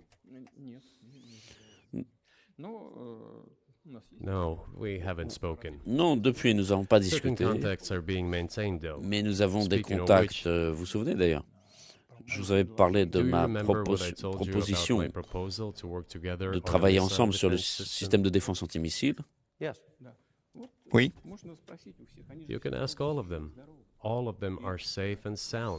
pouvez demander à tous ceux qui ont participé. Ils sont en bonne santé, ils sont vivants. L'ancien président, Condoleezza Rice, elle est en bonne santé. Et M. Gates aussi. Et le directeur de la CIA actuel, M. Burns, qui était en plus ambassadeur en Russie, qui est un très bon ambassadeur. Tous ces gens-là étaient témoins de ces discussions. Interrogez-les. C'est la même chose ici. Si vous voulez savoir ce que m'a répondu le président Biden, demandez-lui. Oui, je le ferai, mais de l'extérieur, il semble que la manière dont évoluent les choses, donc dans un conflit, donc où il y a un risque nucléaire, pourquoi n'appelez-vous pas M. Biden et pour lui dire arrêtons? Alors oui, il faudrait discuter avec lui. C'est très simple. Je le répète, nous avons des contacts au niveau de certains services, je dirais même que nous parlons de cela et nous faisons savoir nos positions aux dirigeants américains. Et si vous voulez vraiment arrêter les combats, il faut cesser les livraisons d'armes. En quelques semaines, tout peut être arrêté, c'est tout. Et à ce moment-là, on peut se mettre d'accord sur telle ou telle condition. Mais arrêtez-les. Qu'est-ce qu'il y a de plus simple? Et quels sont les messages? Vous voulez livrer des armements à l'Ukraine. Mais je dis, arrêtez de livrer, c'est ça. Parlez de quoi, sinon? Pensez-vous que l'OTAN est préoccupée par le fait que ça devienne un conflit mondial, un conflit nucléaire? En tout cas, ils ne parlent pas de cela. Ils essaient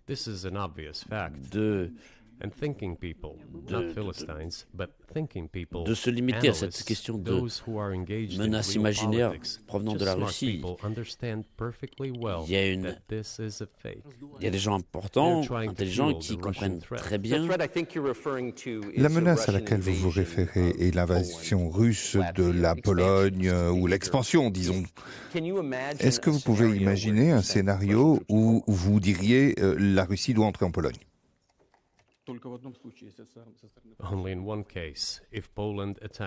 Dans un seul cas. Si de la part de la Pologne, il y a une attaque contre la Russie. Pourquoi? Parce que nous n'avons aucun intérêt là-bas, ni en Pologne, ni en Lituanie, ni en Lettonie, nous n'avons aucun intérêt là-bas.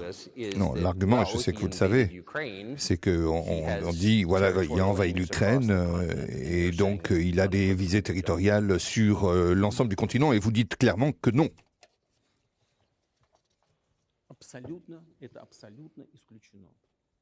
It is absolutely out of the question. C'est totalement exclu. You just don't have to be any kind of analyst. It goes against common Il n'y a pas sense to besoin get d'être involved in some kind of a global un war. spécialiste. Ça va à l'encontre du bon sens. Ce serait une guerre And a mondiale dans ce global cas, war will bring all Une guerre humanity to mondiale the brink of destruction. qui It's menacerait obvious. d'élimination toute l'humanité, c'est There évident. are certainly means of deterrence. They have been scaring Mais il y a des moyens de everyone with dissuasion. us all along. Tomorrow, Russia will use tactical C'est nuclear tous ces weapons. épouvantails. Tomorrow, Russia will On use disait that. que si la Russie utilise No, the day after l'arme nucléaire tomorrow. tactique, So what? et alors? In order to extort additional C'est money from US un éventail taxpayers and European épouvantail pour taxpayers in the les confrontation citoyens with américains, Russia pour les in the contribuables Ukrainian américains, theater of war. pour donner plus The d'argent goal is to pour weaken lutter contre Russia la as much as Russie, possible. pour les hostilités, One of, pour our affaiblir la senior Russie. United States senators from the state of L'un New York, des Chuck Schumer, sénateurs, said M. Chuck Schumer, un sénateur américain, a dit, je crois que c'était hier, il a dit nous devons continuer de financer les efforts en Ukraine où les États-Unis, les soldats américains, les citoyens américains risquent de devoir aller sur place se battre. This is a provocation, and a cheap provocation at that. C'est de la I do provocation. not understand why La American provocation soldiers should bon fight in marché. Ukraine. There are Je ne mercenaries comprends pas from pourquoi the les United States soldats there. américains devraient combattre en Ukraine. Il y a déjà un nombre considérable de mercenaires. En premier lieu de Pologne, deuxième point, en deuxième place des États-Unis, ensuite de la Géorgie. Donc, et si vous avez le souhait d'envoyer des troupes régulières, évidemment, on est à la limite d'un conflit très très grave mondial, c'est évident. Do the United States need this? What for? Les États-Unis ont besoin de ça? Thousands of miles À quoi bon? away from your À national des milliers de territory. kilomètres du territoire national? Vous n'avez rien d'autre à Don't you faire. have anything better to do? Vous avez plein de problèmes à la frontière déjà, des You problèmes have issues d'immigration, on the border, des problèmes issues de with dette migration, issues with the nationale. national debt. More than 33 $33 milliers trillion. de milliards de dollars. You have nothing better Pourquoi, to do, so you pourquoi should fight combattre in en Ukraine? Ukraine? C'est pas mieux de se mettre d'accord avec la Russie, de se Wouldn't mettre it be d'accord better to en negotiate comprenant la with situation Russia? Make an agreement, qui se already présente aujourd'hui, en understanding comprenant the que la Russie situation that is developing va today, défendre ses intérêts jusqu'au realizing bout, that Russia will fight for its et interests en to the end. comprenant en même temps revenir au bon And sens, realizing this, actually commencer return to common à sense, start avoir du respecting respect our pour notre country and pays its interests, envers ses and look for intérêts certain et chercher des solutions. solutions. Cela me paraît beaucoup plus It seems intelligent to et me beaucoup that plus this is rationnel. much smarter and more rational. Who blew up Nord Stream? Qui a fait exploser Nord Stream? You for sure. Vous, bien sûr. I was busy that day. Nate, do you have Non, j'étais occupé ce jour-là. blow up Nord Stream? Thank you, though. У вас лично, может быть, есть алиби. У вас лично. Oui, personnellement, You personally Oui, may vous have aviez an un alibi, alibi. but the CIA has no such mais alibi. la CIA, Do you have Elle n'a pas evidence d'alibi that pareil. NATO or the CIA did it? Mais est-ce que vous comprenez pourquoi? Знаете, You know, I won't get into details, but people always savez, say in such cases, je ne vais pas entrer dans for les someone détails, who is interested. mais on dit toujours dans But ces in cas-là, this case, we should not only look à for qui profite someone le who is crime. interested, but En also l'occurrence, for ici, someone vous who has ne cherchez pas capabilities. celui à qui le crime Because there may profite, be many mais people celui qui interested, peut but le not faire. all of them are Parce que capable of celui sinking qui to est the bottom intéressé, of the Baltic il peut y avoir beaucoup de personnes and qui sont carrying intéressées, out this parce explosion. qu'il faut être capable d'aller au fond de la mer These two Baltique components should be connected. et Who is réaliser une telle interested explosion. and who is Donc ces capable deux of éléments, doing ils it? doivent être But I'm liés. confused. Qui est I mean, that's intéressé the et biggest qui peut act le Je of peux faire. bien comprendre, parce que donc c'est le premier acte de l'histoire en matière de terrorisme industriel. Et si vous avez des preuves, et probablement vous avez des services de renseignement, de sécurité, que l'OTAN et les États-Unis l'ont fait, pourquoi vous ne le présenteriez pas comme une victoire de la propagande? в войне пропаганды очень сложно. In the war of propaganda, it is very difficult to defeat the C'est très United difficile States. de vaincre les États-Unis dans la guerre de la propagande, parce que les États-Unis contrôlent tous les médias internationaux et beaucoup de médias européens. Et le bénéficiaire final des médias européens, ce sont des fonds américains. Vous ne savez pas ça? Donc, on peut faire ce travail, mais il vaut mieux préserver sa santé. On peut exposer ses sources d'information et sans avoir de résultats. Tout le monde a très bien compris ce qui s'est passé. Les analystes américains le disent eux-mêmes, directement. Oui, d'accord. Mais j'ai une question à laquelle vous avez travaillé en Allemagne, et ça, comme on le sait, les Allemands savent clairement que ce sont leurs partenaires de l'OTAN qui ont fait ça, et que ça affecte considérablement leur économie. Et pourquoi ne disent-ils rien?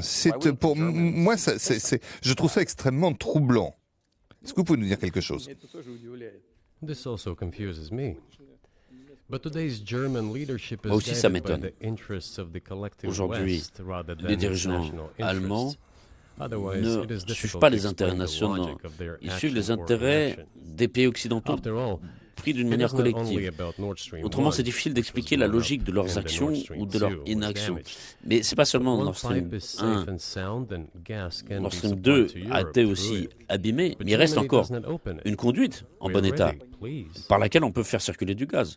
Mais l'Allemagne ne l'ouvre There's pas. another route Nous, on from est prêts. Poland called Yamal Europe, which also allows for Il y a aussi large un autre flow. itinéraire via la Poland Pologne. has closed it, Yamal but Europe, Poland c'est son taxes nom. from the German hand. It Et on receives peut money assurer un from the flux pan-European important funds, ici, and mais la Pologne Germany l'a is the fermé. main donor to these pan-European funds. Et donc, mais la Germany Pologne feeds vient Poland to a certain picorer dans la main des Allemands. And they Elle reçoit de l'argent close their route to européen Germany. et Why? le donneur principal, understand. c'est l'Allemagne justement de ces fonds. Ukraine, to which Et the l'Allemagne Germans supply nourrit la weapons and Pologne give money. à un certain point. Et donc, ils ont Germany is fermé the cet second itinéraire sponsor vers of the l'Allemagne. United Pourquoi? States Je ne comprends in pas. terms of financial aid to Ukraine. L'Ukraine, There are two où les gas Allemands routes to livrent des Ukraine. armements et de l'argent, They simply closed one et route. le deuxième The sponsor Ukrainians après les États-Unis, opened the second pour route l'aide and financière à please l'Ukraine. get gas from Russia. il y a deux They do not itinéraires de gazoduc Why qui don't the circulent par Germans l'Ukraine. say, Ils en ont fermé un Look, guys, Eh ben, we give ouvrez you le deuxième money and weapons. et recevez du Open up gaz the valve, de Russie. please. Mais Let ils the ne l'ouvrent gas pas. from Russia pass Pourquoi les through for Allemands us? ne diraient pas, We're écoutez les buying gars, liquefied on vous donne de gas l'argent, at exorbitant déjà, prices in Europe, tournez la vanne s'il vous plaît, which brings the level laissez of passer our le gaz qui vient de competitiveness Russie, and economy on le in paye general 3 fois down plus to cher zero. aujourd'hui, ça casse You notre want us to give you compétitivité, money. notre Let économie. us have the decent existence. Est-ce Make que vous voulez money qu'on vous donne de for l'argent? our economy, Alors because laissez-nous this is exister where the money normalement, we give you comes gagner sur le plan from. économique, They refuse to do et so. c'est ça qui nous Why? permet de vous donner l'argent. Ask Non, them. ils le font pas. Pourquoi? That is what is like in Posez-leur la their question. heads. Those are highly incompetent people. Ils ont autant de bois dans la tête que sur cette table. La sont guerre compétents. aujourd'hui peut-être divise le monde en deux hémisphères. Donc j'aimerais que est-ce que vous pouvez décrire les blocs d'alliance qui est de chaque côté, pensez-vous? Listen, you have said that the world is breaking into two hemispheres. Écoutez, vous avez dit que le monde se divisait en deux hémisphères. La Terre, la tête aussi est divisée en deux hémisphères.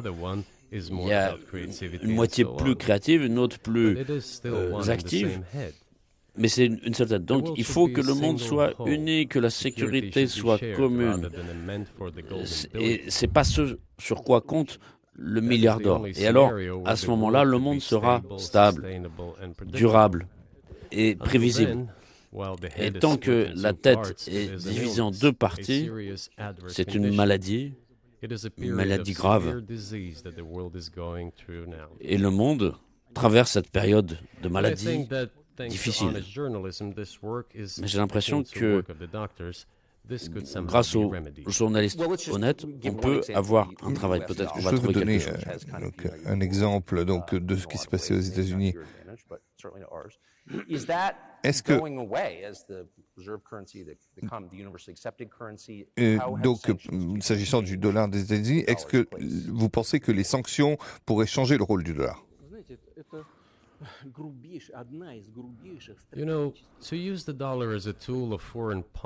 Vous savez, c'est une des erreurs stratégiques les plus graves de la part des dirigeants américains, l'utilisation du dollar en tant qu'instrument de lutte politique internationale. Le dollar, c'est la base de la puissance des États-Unis. Et je pense que tout le monde le comprend très bien. On imprime autant de dollars, ils circulent partout dans le monde. L'inflation aux États-Unis, elle est minimum, autant que je sache, 3%, 3,3 à 4%. C'est tout à fait admissible pour les États-Unis. Et on continue à faire fonctionner la presse à billets. Qu'est-ce que ça signifie? 33 milliers de milliards de dollars. C'est de l'émission. En même temps, c'est l'arme principale de préservation de la domination des États-Unis dans le monde. Et les dirigeants politiques ont décidé d'utiliser le dollar en tant qu'instrument de lutte politique. Ils exercent des frappes contre cette puissance américaine. Je ne vais pas utiliser des expressions grossières, mais c'est une erreur grossière. Regardez ce qui se produit dans le monde. Même parmi les alliés des États-Unis, on voit diminuer les réserves en dollars. Tout ce qui se produit aujourd'hui, c'est que les gens cherchent à assurer leur sécurité. Si dans les relations de certains pays, les États-Unis utilisent des mesures de restriction, des blocages de comptes, des blocages d'avoirs, etc., c'est un signal très fort pour l'ensemble du monde.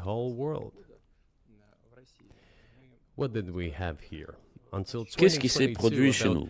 Jusqu'en 2022, on avait environ 80% des règlements financiers de commerce extérieur de la Russie qui étaient en dollars et en euros.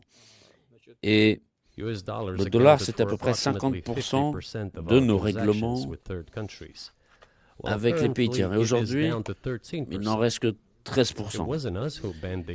On n'a pas interdit l'utilisation du dollar. C'est pas ça qu'on a cherché. Ce sont les États-Unis qui ont décidé de limiter nos règlements en dollars. Je considère que c'est n'importe quoi. Vous comprenez du point de vue des intérêts des États-Unis eux-mêmes, des contribuables américains. Parce que cela cause un dommage à l'économie américaine et sape la puissance des États-Unis dans le monde.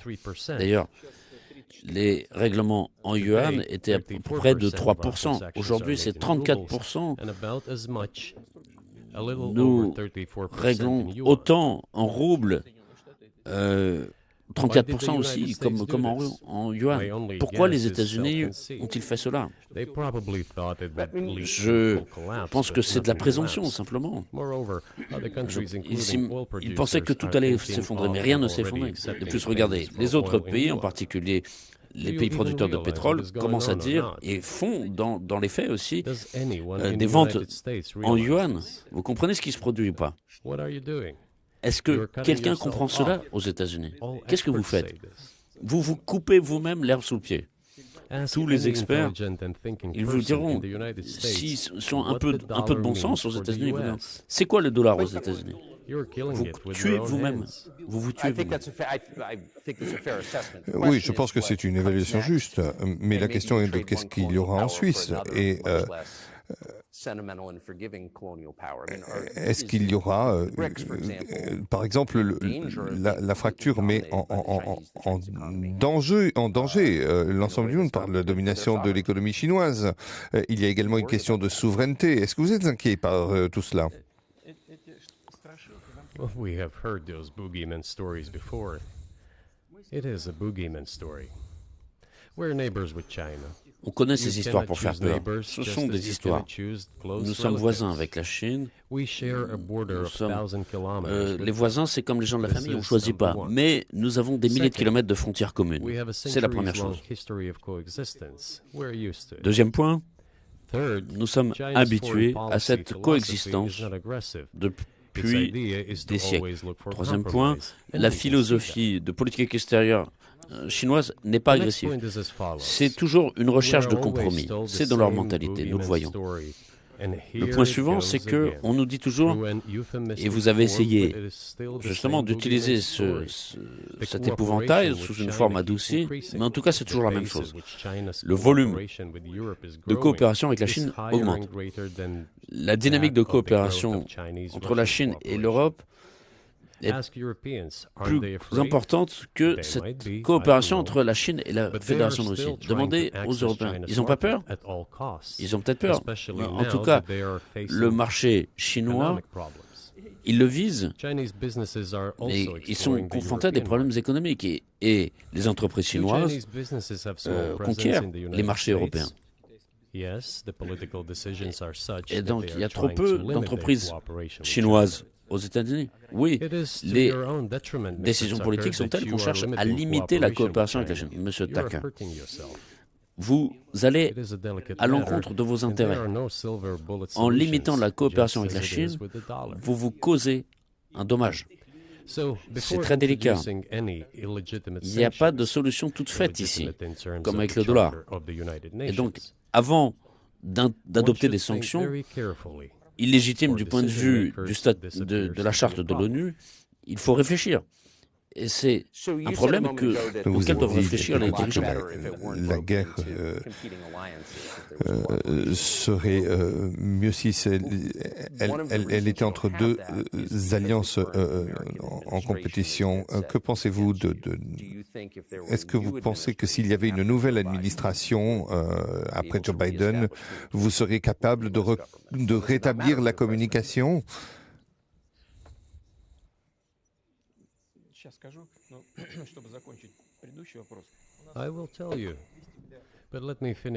Je vais vous répondre. Pour clore la question précédente, on a 200 milliards de dollars.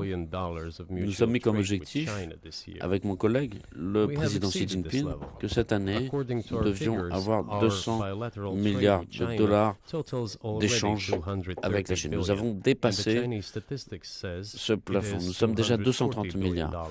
Selon les statistiques chinoises, on est à 240 milliards de dollars. Si on calcule en dollars, c'est notre volume d'échange avec la Chine. Et il y a une chose importante, c'est que cet échange, il est équilibré, il est complémentaire sur le plan des technologies, des recherches scientifiques. Il est équilibré. En ce qui concerne les BRICS, la Russie assure la présidence cette année et les pays des BRICS se développent à un rythme élevé. Regardez, si je me souviens bien, en 1992, il me semble que la part des pays du G7 était de 47%. En 2022, elle est tombée, je crois, aux environs de 30%. La part des pays des BRICS en 1992, elle était de 16% seulement. Aujourd'hui, elle dépasse celui du G7. Et ce n'est pas lié à des événements en Ukraine. C'est une tendance d'évolution du monde, de développement économique partout, et c'est inévitable. Et ça va se poursuivre. De même que le soleil se lève, on ne peut pas l'empêcher. Il faut s'adapter. Et comment les États-Unis s'adaptent? Par la force. Des sanctions, des pressions, des bombardements, l'usage de la force. Et les gens ne comprennent pas votre élite politique. Le monde évolue de façon objective. Et donc, il faut prendre des décisions appropriées à temps pour suivre le niveau. Excusez-moi, mais si vous voulez avoir un niveau de domination, il y a des actions, des agissements, notamment à l'égard de la Russie et d'autres pays qui finalement vont être contre-productif. Ça devient évident aujourd'hui. Vous m'avez demandé, s'il y a un nouveau dirigeant, qu'est-ce que ça va changer? La question, ce n'est pas le dirigeant, pas la personnalité d'une personne concrète. J'ai de bonnes relations avec Bush, par exemple. Je sais qu'il a été présenté aux États-Unis comme un plouc qui ne comprend rien. Je vous assure que ce n'est pas le cas.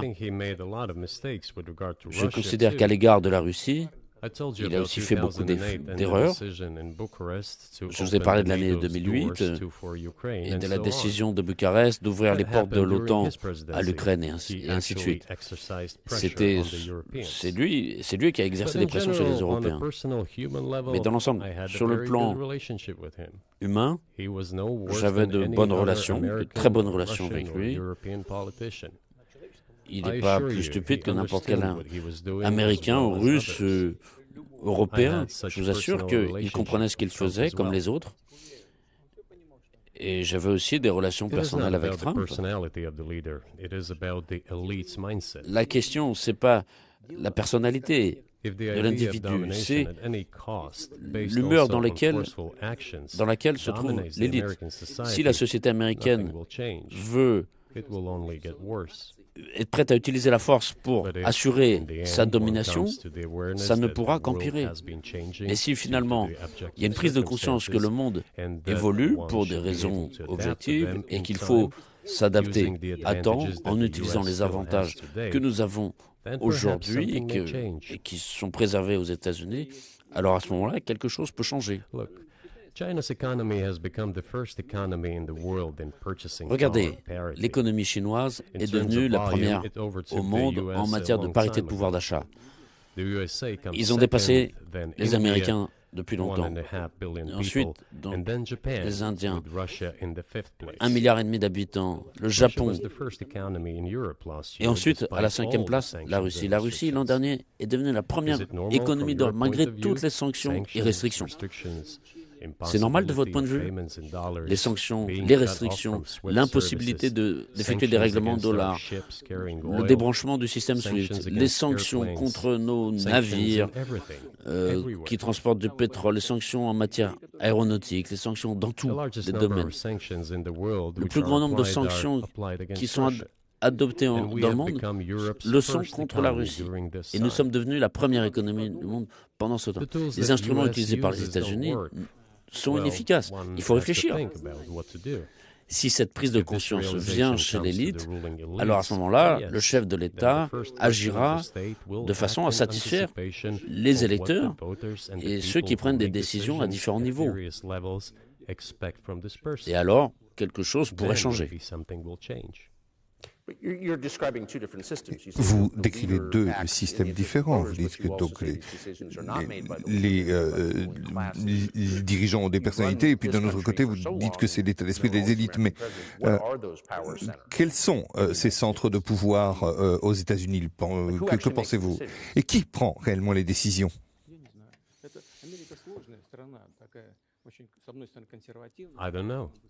Je ne sais pas.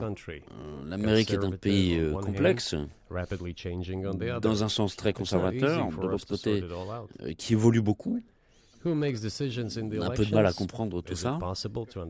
Qui prend la décision aux élections? Est-ce qu'on peut comprendre quand chaque État a sa propre législation, chaque État régule cette question de sa façon et peut écarter quelqu'un des élections au niveau d'un État?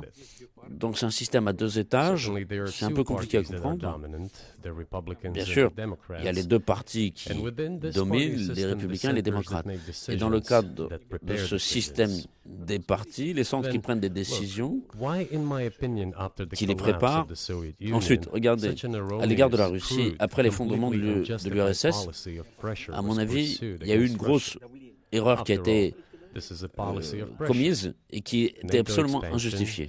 C'est la politique de pression, l'extension de l'OTAN, le soutien aux séparatistes dans le Caucase, la mise en place de la défense antimissile. Tout cela, ce sont des éléments de pression. Pression, pression, pression. Ensuite, on a attiré l'Ukraine dans l'OTAN. Tout ça, ce sont des pressions, des pressions. Pourquoi?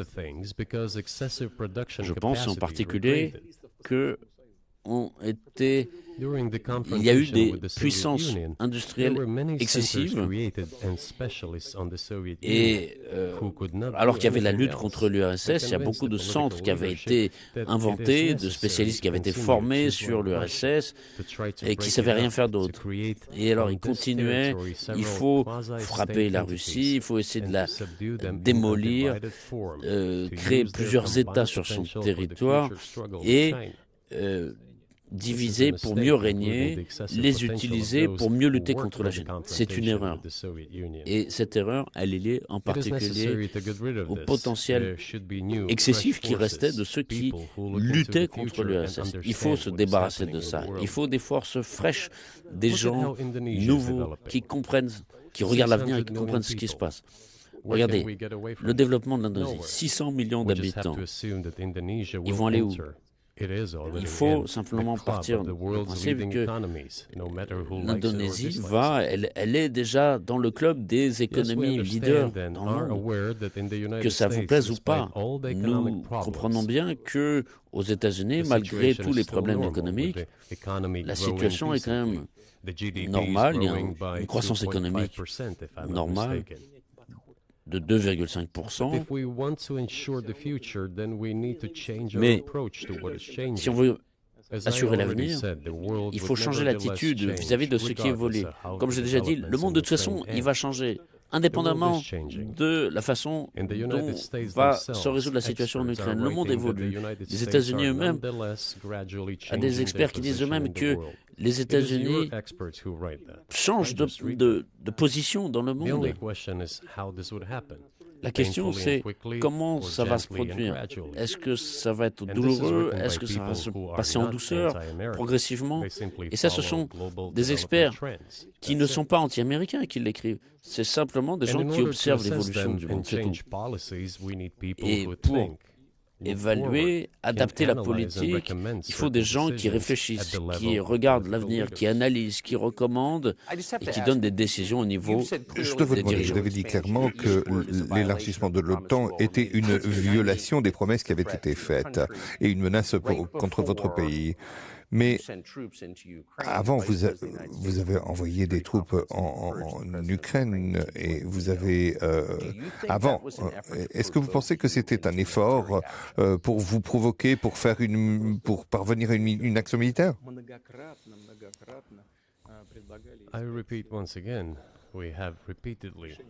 Je le répète encore une fois, nous avons souvent proposé une solution au problème qui est apparu en Ukraine après le coup d'État de 2014, par des moyens pacifiques.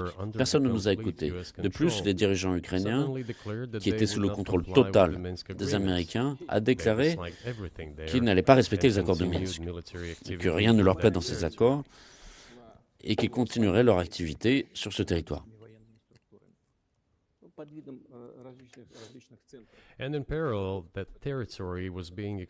Et parallèlement, on a assisté à une conquête de ces territoires par les structures militaires de l'OTAN, avec la formation de cadres, et donc des bases ont été établies.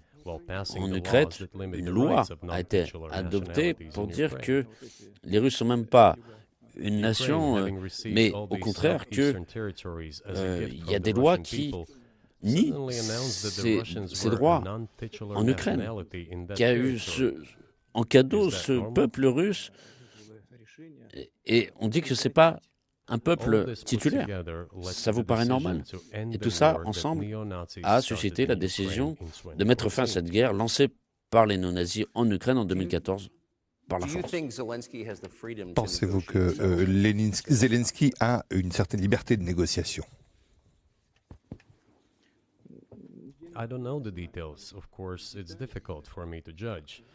Je ne sais pas. Je ne peux pas juger des détails. Mais je pense qu'en tout cas, oui, il y a quelque chose. Son père avait fait la guerre contre les nazis pendant la guerre, et j'en ai parlé avec lui une fois. Je lui ai dit, Volodya, qu'est-ce que tu fais? Pourquoi tu soutiens aujourd'hui les néo-nazis en Ukraine?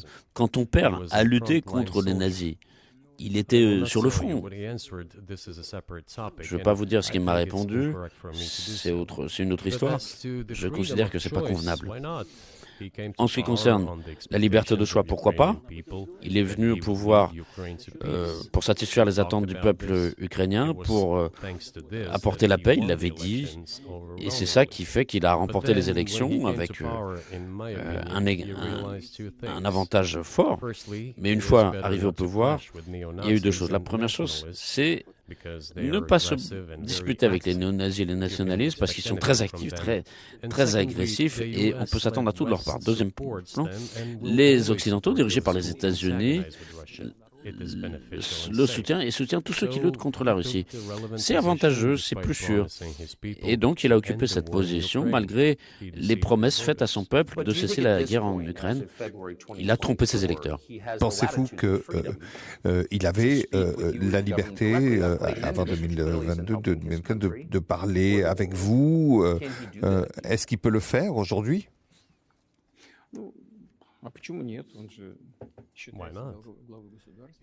Pourquoi pas? Il se considère comme chef d'État. Il a remporté les élections. Alors que nous, en Russie, nous considérons que tout ce qui est arrivé après 2014 a pour source de pouvoir un coup d'État. Et donc, dans ce sens, les autorités actuelles sont mauvaises. Et donc, il se reconnaît comme président, il est reconnu comme tel par les États-Unis, par toute l'Europe et le reste du monde. Donc, pourquoi pas? Oui, il peut. Nous avons eu des discussions avec l'Ukraine à Istanbul, on s'était mis d'accord, il le savait. De plus, le chef du groupe de négociation, M. Arachamia, je crois que c'est son nom de famille, dirige toujours un groupe parlementaire du parti du président à la Rada. Il dirige ce groupe parlementaire à la Rada. Donc dans le Parlement du pays, il est toujours là-bas. Il a même apposé sa signature sur le document dont je vous parle. Et ensuite, publiquement, il a déclaré au monde entier, nous étions prêts à signer ce document, mais M. Johnson, à l'époque Premier ministre britannique, il est venu, nous a déconseillé de le faire. Il a dit qu'il valait mieux continuer à lutter contre la Russie. Il nous donnerait tout ce qu'il faudrait pour compenser tout ce que nous aurions perdu dans les combats contre la Russie. Et cette déclaration, elle a été publiée. Il l'a dit publiquement. Est-ce qu'ils peuvent y revenir? Ça, c'est une question. Est-ce qu'ils veulent ou pas? Et ensuite, M. le président ukrainien a signé un décret lui interdisant de mener des négociations. Alors qu'il change ce décret, nous n'avons jamais renoncé à avoir des discussions. Nous n'avons jamais. Ils disent est-ce que la Russie est prête? Mais nous n'avons jamais refusé. Alors qu'il annule son décret et qu'il commence les discussions. On n'a jamais refusé, nous.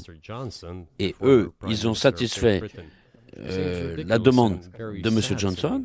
Il me semble que c'est stupide et tragique. Et comme l'a dit M. Arachamia, nous aurions pu arrêter la guerre il y a 1 an et demi, cesser les combats. Mais les Anglais nous ont dit de ne pas le faire. Et il est où maintenant, M. Johnson? Et la guerre se poursuit. C'est une bonne question. Où pensez-vous qu'il est et qu'est-ce qu'il fait maintenant? Personne ne sait. Moi, je ne comprends pas. La situation était telle à son moment. Tout le monde avait l'illusion que la Russie pouvait être vaincue sur le champ de bataille. C'était de la présomption, c'était peut-être sincère, mais c'était pas intelligent. Vous avez décrit d'autres connexions entre la Russie et l'Ukraine, les relations, l'Église orthodoxe ou autres. Qu'est-ce que cela signifie pour vous? Vous êtes un dirigeant chrétien. Et quel effet cela a sur vous?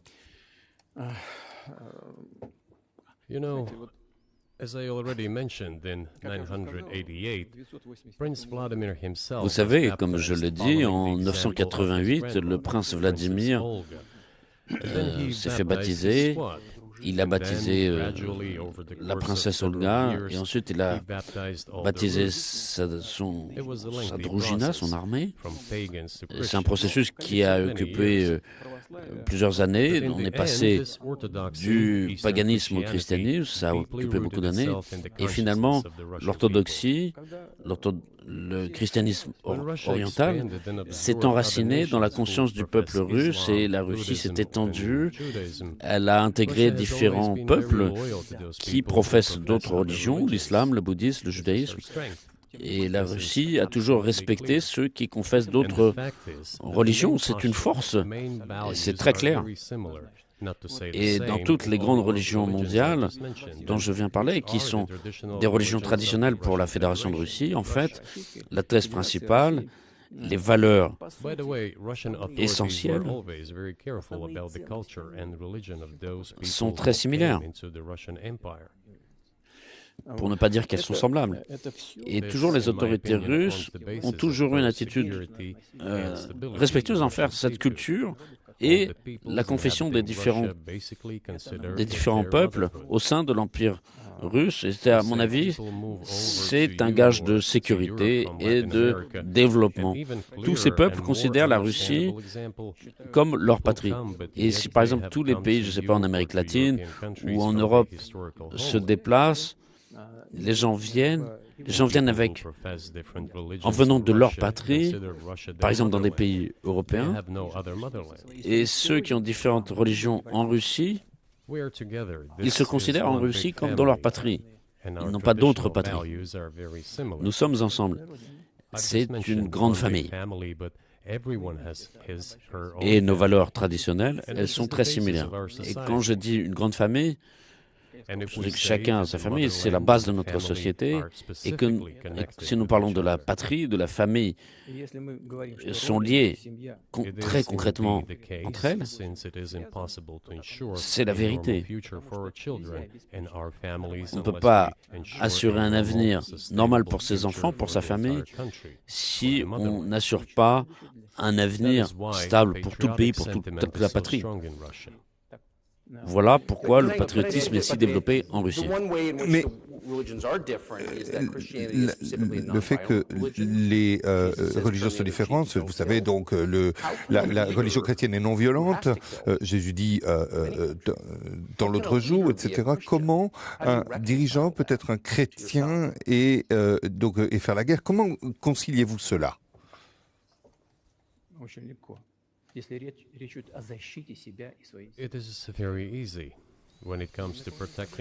C'est facile. Si on parle de la défense de soi-même, de sa famille, de sa patrie, nous n'agressons personne. Comment ont commencé les événements en Ukraine? Ils ont commencé par un coup d'État et le début des opérations militaires dans le Donbass.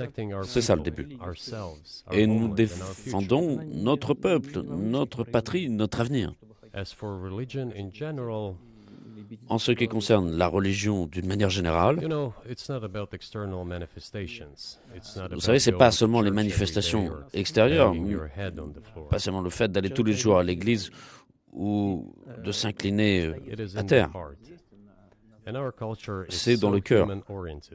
Et notre culture, elle est orientée vers l'homme. Dostoïevski, qui est très connu en Occident comme génie de la culture russe, de la littérature russe, on a beaucoup parlé. Il a beaucoup parlé de l'âme russe. Alors que la société occidentale est beaucoup plus pragmatique. L'homme russe pense à l'éternité, aux valeurs morales. Vous serez peut-être pas d'accord avec moi, mais quand même la culture occidentale est plus pragmatique. Je ne dis pas que c'est pas bien. Ça donne la possibilité à ce milliard d'or actuel d'avoir des succès en production, dans la science, etc. Donc il n'y a rien de mal ici. Simplement, je dis que nous ressemblons, mais la conscience est différente. Le surnaturel au travail, chez vous, est-ce que vous voyez Dieu au travail pour vous protéger? Est-ce que c'est une force non humaine?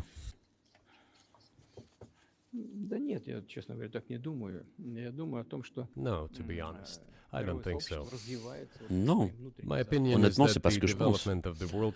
Je pense que la communauté internationale se développe selon ses propres lois. Elles sont telles qu'elles existent.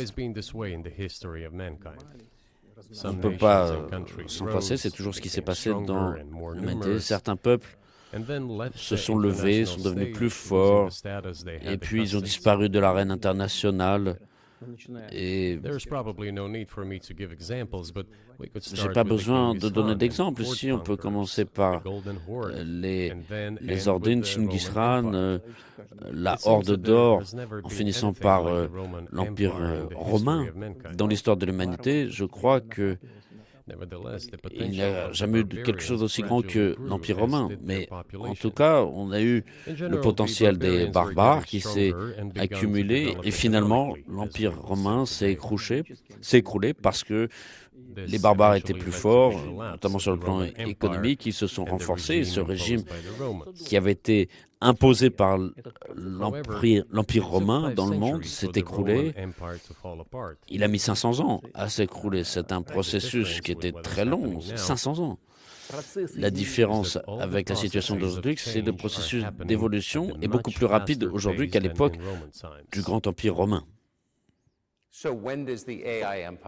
Alors, quand est-ce que va commencer l'empire de l'intelligence artificielle? You're asking increasingly more complicated questions. To answer them, you Vous need to me be posez des questions an de plus en plus expert in big difficiles. numbers, Pour répondre, data il faut bien sûr and être AI. spécialiste dans Mankind is les currently grands facing nombres et many dans threats due to l'intelligence the genetic artificielle. researches. Il y a beaucoup de It menaces is now face à possible to create l'humanité a en matière de superhuman, génétique. a On specialized peut créer human un being, surhomme, a un homme genetically spécial, engineered un homme athlete, guerrien, un scientist, homme military scientifique, un homme There are reports sportif. that Elon Musk has already On had dit a qu'aux chip États-Unis, Elon implanted Musk in the human a brain déjà in the implanté USA. une puce dans la tête d'un homme. What do you think of that? Que pensez-vous de ça? Well, I think there's no Je pense stopping Elon que Musk. on peut He pas will arrêter do as Musk. he sees fit. Il va faire ce qu'il considérera comme nécessaire. Mais il faut se mettre d'accord avec lui. Il faut chercher des moyens de le convaincre. Je pense que c'est quelqu'un d'intelligent. Je suis convaincu qu'il est intelligent. Il faut se mettre d'accord avec lui. Il faut placer ce processus dans des cadres bien précis.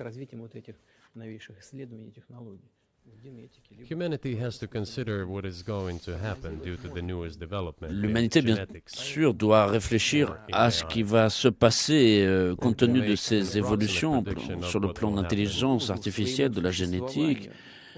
Donc, comprendre ce qui peut se produire à l'étape suivante. Et quand l'humanité comprend cette menace, à cause de l'arme nucléaire, par exemple, tout le monde s'est mis d'accord à ce moment-là, parce que tout le monde comprenait qu'un mauvais usage pourrait mener à une destruction totale.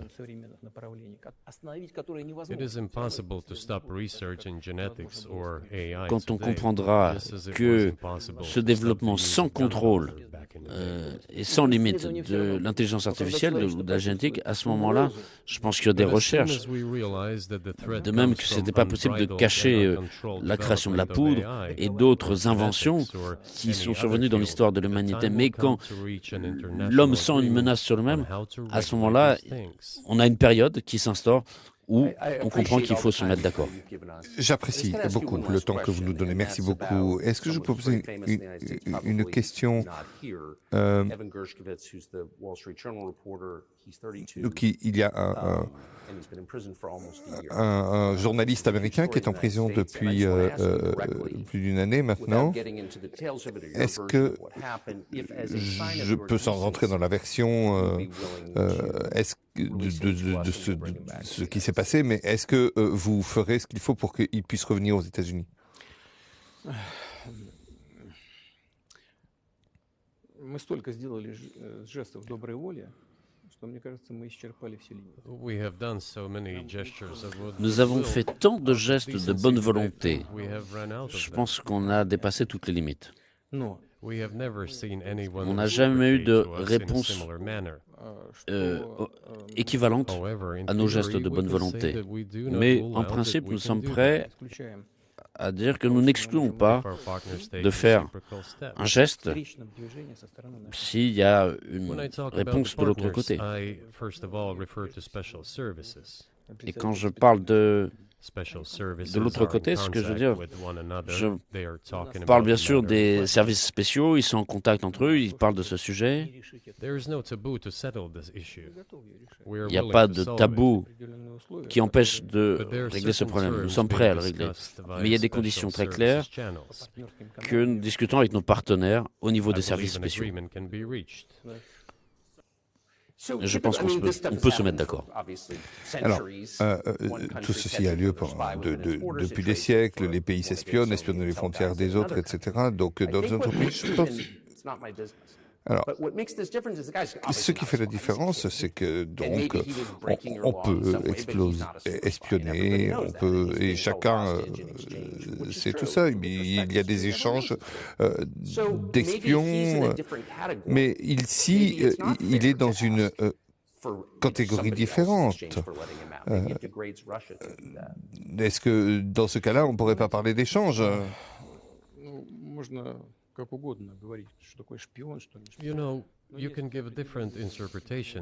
Vous savez, on peut dire ce qu'on veut sur ce qu'est un espion ou pas un espion, mais il y a des choses très concrètes qui sont prévues par la loi. Si quelqu'un reçoit des informations secrètes et le fait de façon secrète, ça s'appelle de l'espionnage. Et c'est ce qu'il a fait concrètement. Il a reçu de l'information secrète. Il l'a fait de façon secrète. Peut-être qu'il a été attiré, peut-être qu'il a été imprudent, peut-être pas par son initiative propre, mais tout ça s'appelle l'espionnage. Il a été pris en flagrant délit, et s'il y avait des choses qui ont été inventées, qui ne sont pas prouvées, ce serait autre chose. Mais là, il a été attrapé la main dans le sac. Il a reçu des informations secrètes de façon secrète. Alors, qu'est-ce que c'est? Alors, les choses peuvent être extrêmement différentes. Il peut y avoir différentes choses.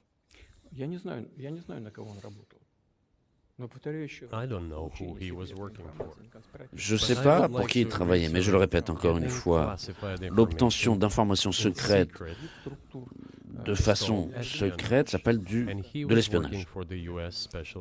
Et il travaillait dans l'intérêt des services secrets américains, peut-être d'autres structures.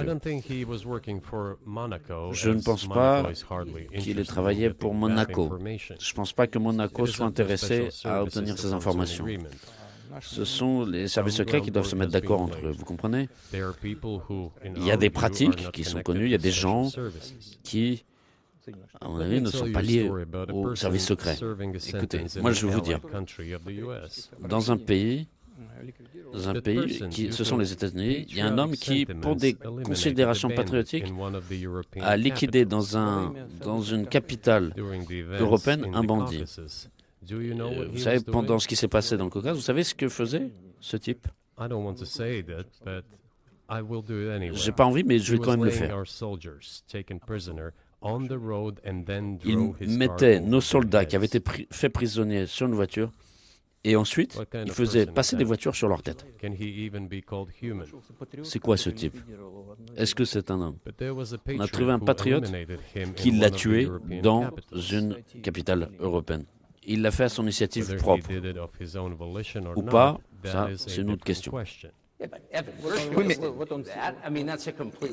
c'est une histoire complètement différente. Il a fait autre chose. Non, il n'est pas journaliste. Je le répète encore une fois. C'est un journaliste qui a reçu des informations secrètes de façon secrète. Oui, c'est une autre histoire. Je parle simplement de ces gens qui sont en fait sous le contrôle des autorités américaines, ou qu'ils soient en prison, entre les services secrets, il y a un dialogue. Ça doit se faire en douce, tranquillement, au niveau professionnel. S'il y a des contacts, qu'ils se poursuivent. Je n'exclus pas que cette personne, vous a parlé, M. Gershkovitch, puisse revoir sa patrie. Pourquoi pas? Ça n'a aucun sens de le tenir plus ou moins longtemps en prison aussi, que nos collègues des services secrets et aussi du côté américain cherchent une solution pour résoudre ce problème. Nous ne sommes pas fermés aux discussions. De plus, ces discussions sont menées. Il y a beaucoup de cas où nous avons pu nous mettre d'accord. Ça peut être le cas ici aussi, mais il faut se mettre d'accord.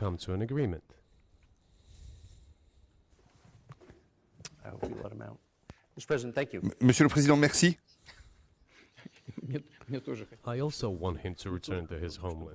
Moi aussi, je voudrais qu'il puisse rentrer chez lui finalement. Je le dis tout à fait sincèrement. Mais je le répète, il y a un dialogue qui est en cours. Plus nous rendons publics ces éléments, plus c'est difficile de les résoudre. Tout doit se faire. Je me demandais si avec la guerre, je pense que j'aurais une question encore, c'est que peut-être que vous ne voudrez pas répondre pour des raisons stratégiques, mais est-ce que vous êtes inquiet sur le fait que ce qui se passe en Ukraine pourrait aboutir à quelque chose de plus important et d'encore plus horrible?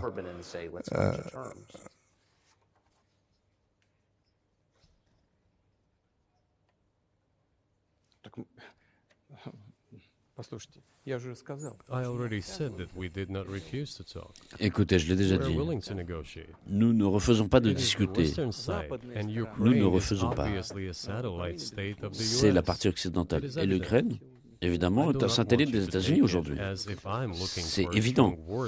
Et je ne voudrais pas que ce soit comme une insulte ou comme une humiliation, mais on comprend bien ce qui se passe aujourd'hui.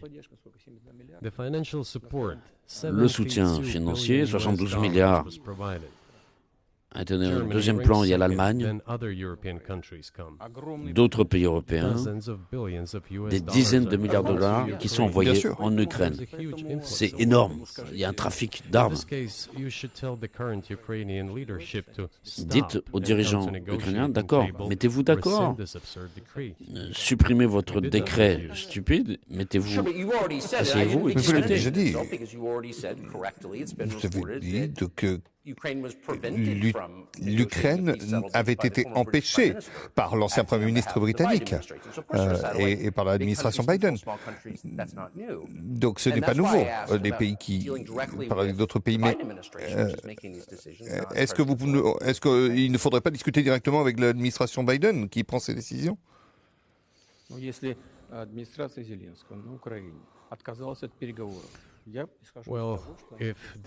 Si l'administration Zelensky en Ukraine a refusé de mener des discussions, je pars du principe qu'ils l'ont fait sur ordre de Washington. Si maintenant Washington voit que c'est une mauvaise décision, eh bien qu'ils y renoncent, qu'ils trouvent un prétexte qui ne soit vexant pour personne. C'est pas nous qui avons pris cette décision, c'est eux qui l'ont pris cette décision et qu'ils y renoncent. C'est tout. Ils ont pris une décision qui était mauvaise. Maintenant, c'est nous qui devons trouver une solution au problème et corriger leurs erreurs. C'est eux qui se sont trompés. Eh bien, qui corrigent leurs fautes. Nous sommes d'accord. Pour ne pas qu'il y ait de malentendus, pour être sûr d'avoir compris, vous êtes prêt à négocier sur ce qui se passe en Ukraine?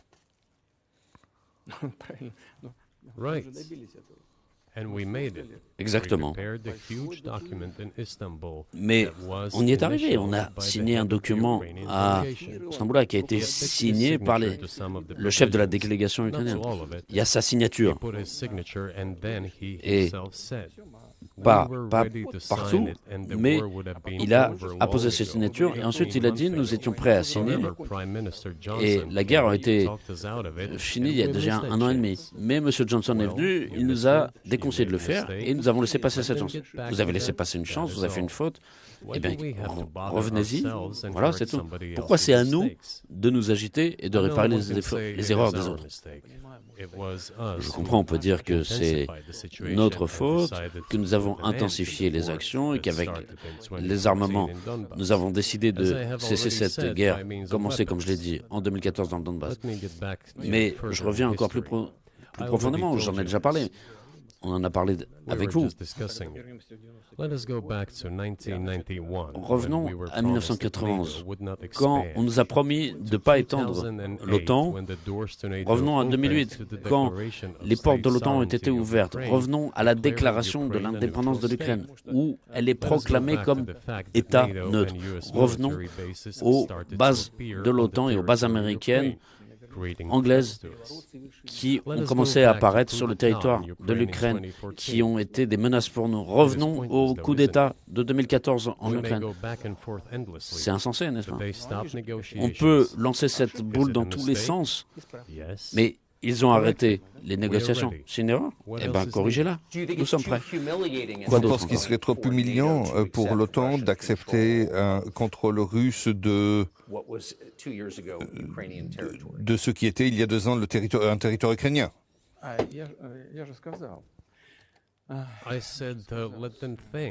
Je l'ai dit. Qu'ils réfléchissent comment le faire de façon honnête. Il y a des solutions, si on le veut.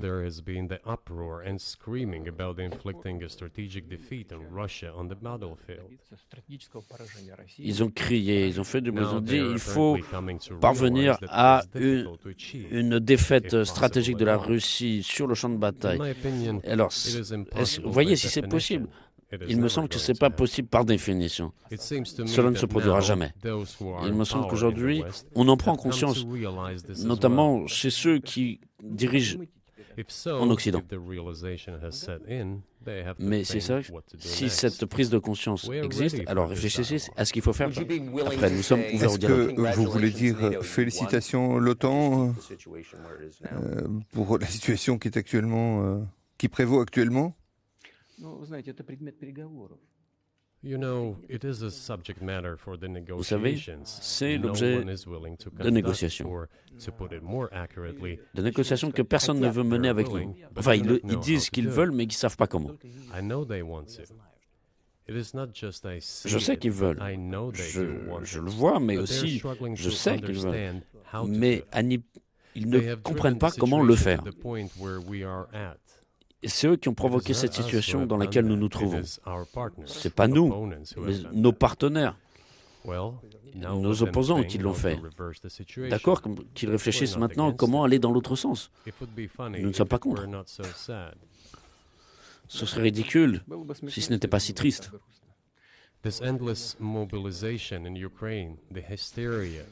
Cette mobilisation incessante en Ukraine, cette hystérie, ces problèmes internes, tôt ou tard, il faut se mettre d'accord. Et vous savez, c'est peut-être même bizarre de le dire dans la situation actuelle, mais de toute façon, les relations entre les peuples seront restaurées. Il faudra beaucoup de temps, mais cela viendra.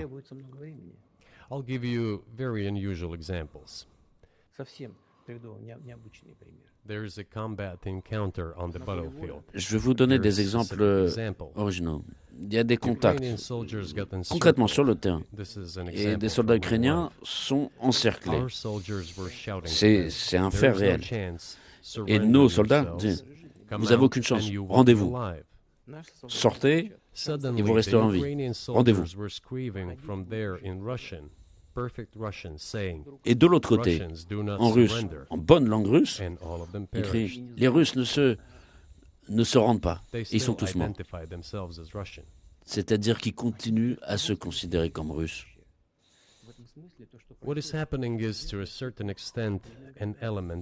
En ce sens, ce qui se produit, c'est un élément de guerre civile.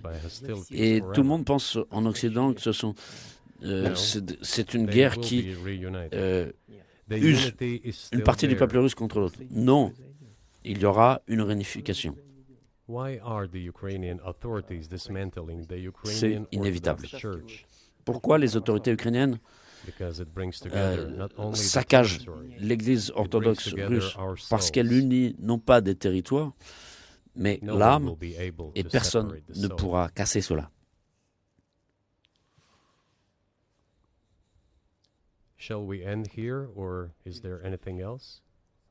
On s'arrête là ou on continue? Non, je pense que c'est bien. Merci, Monsieur le Président. Free speech is bigger than any one person or any one organization. Societies are defined by what they will not permit. What we're watching is the total inversion of virtue.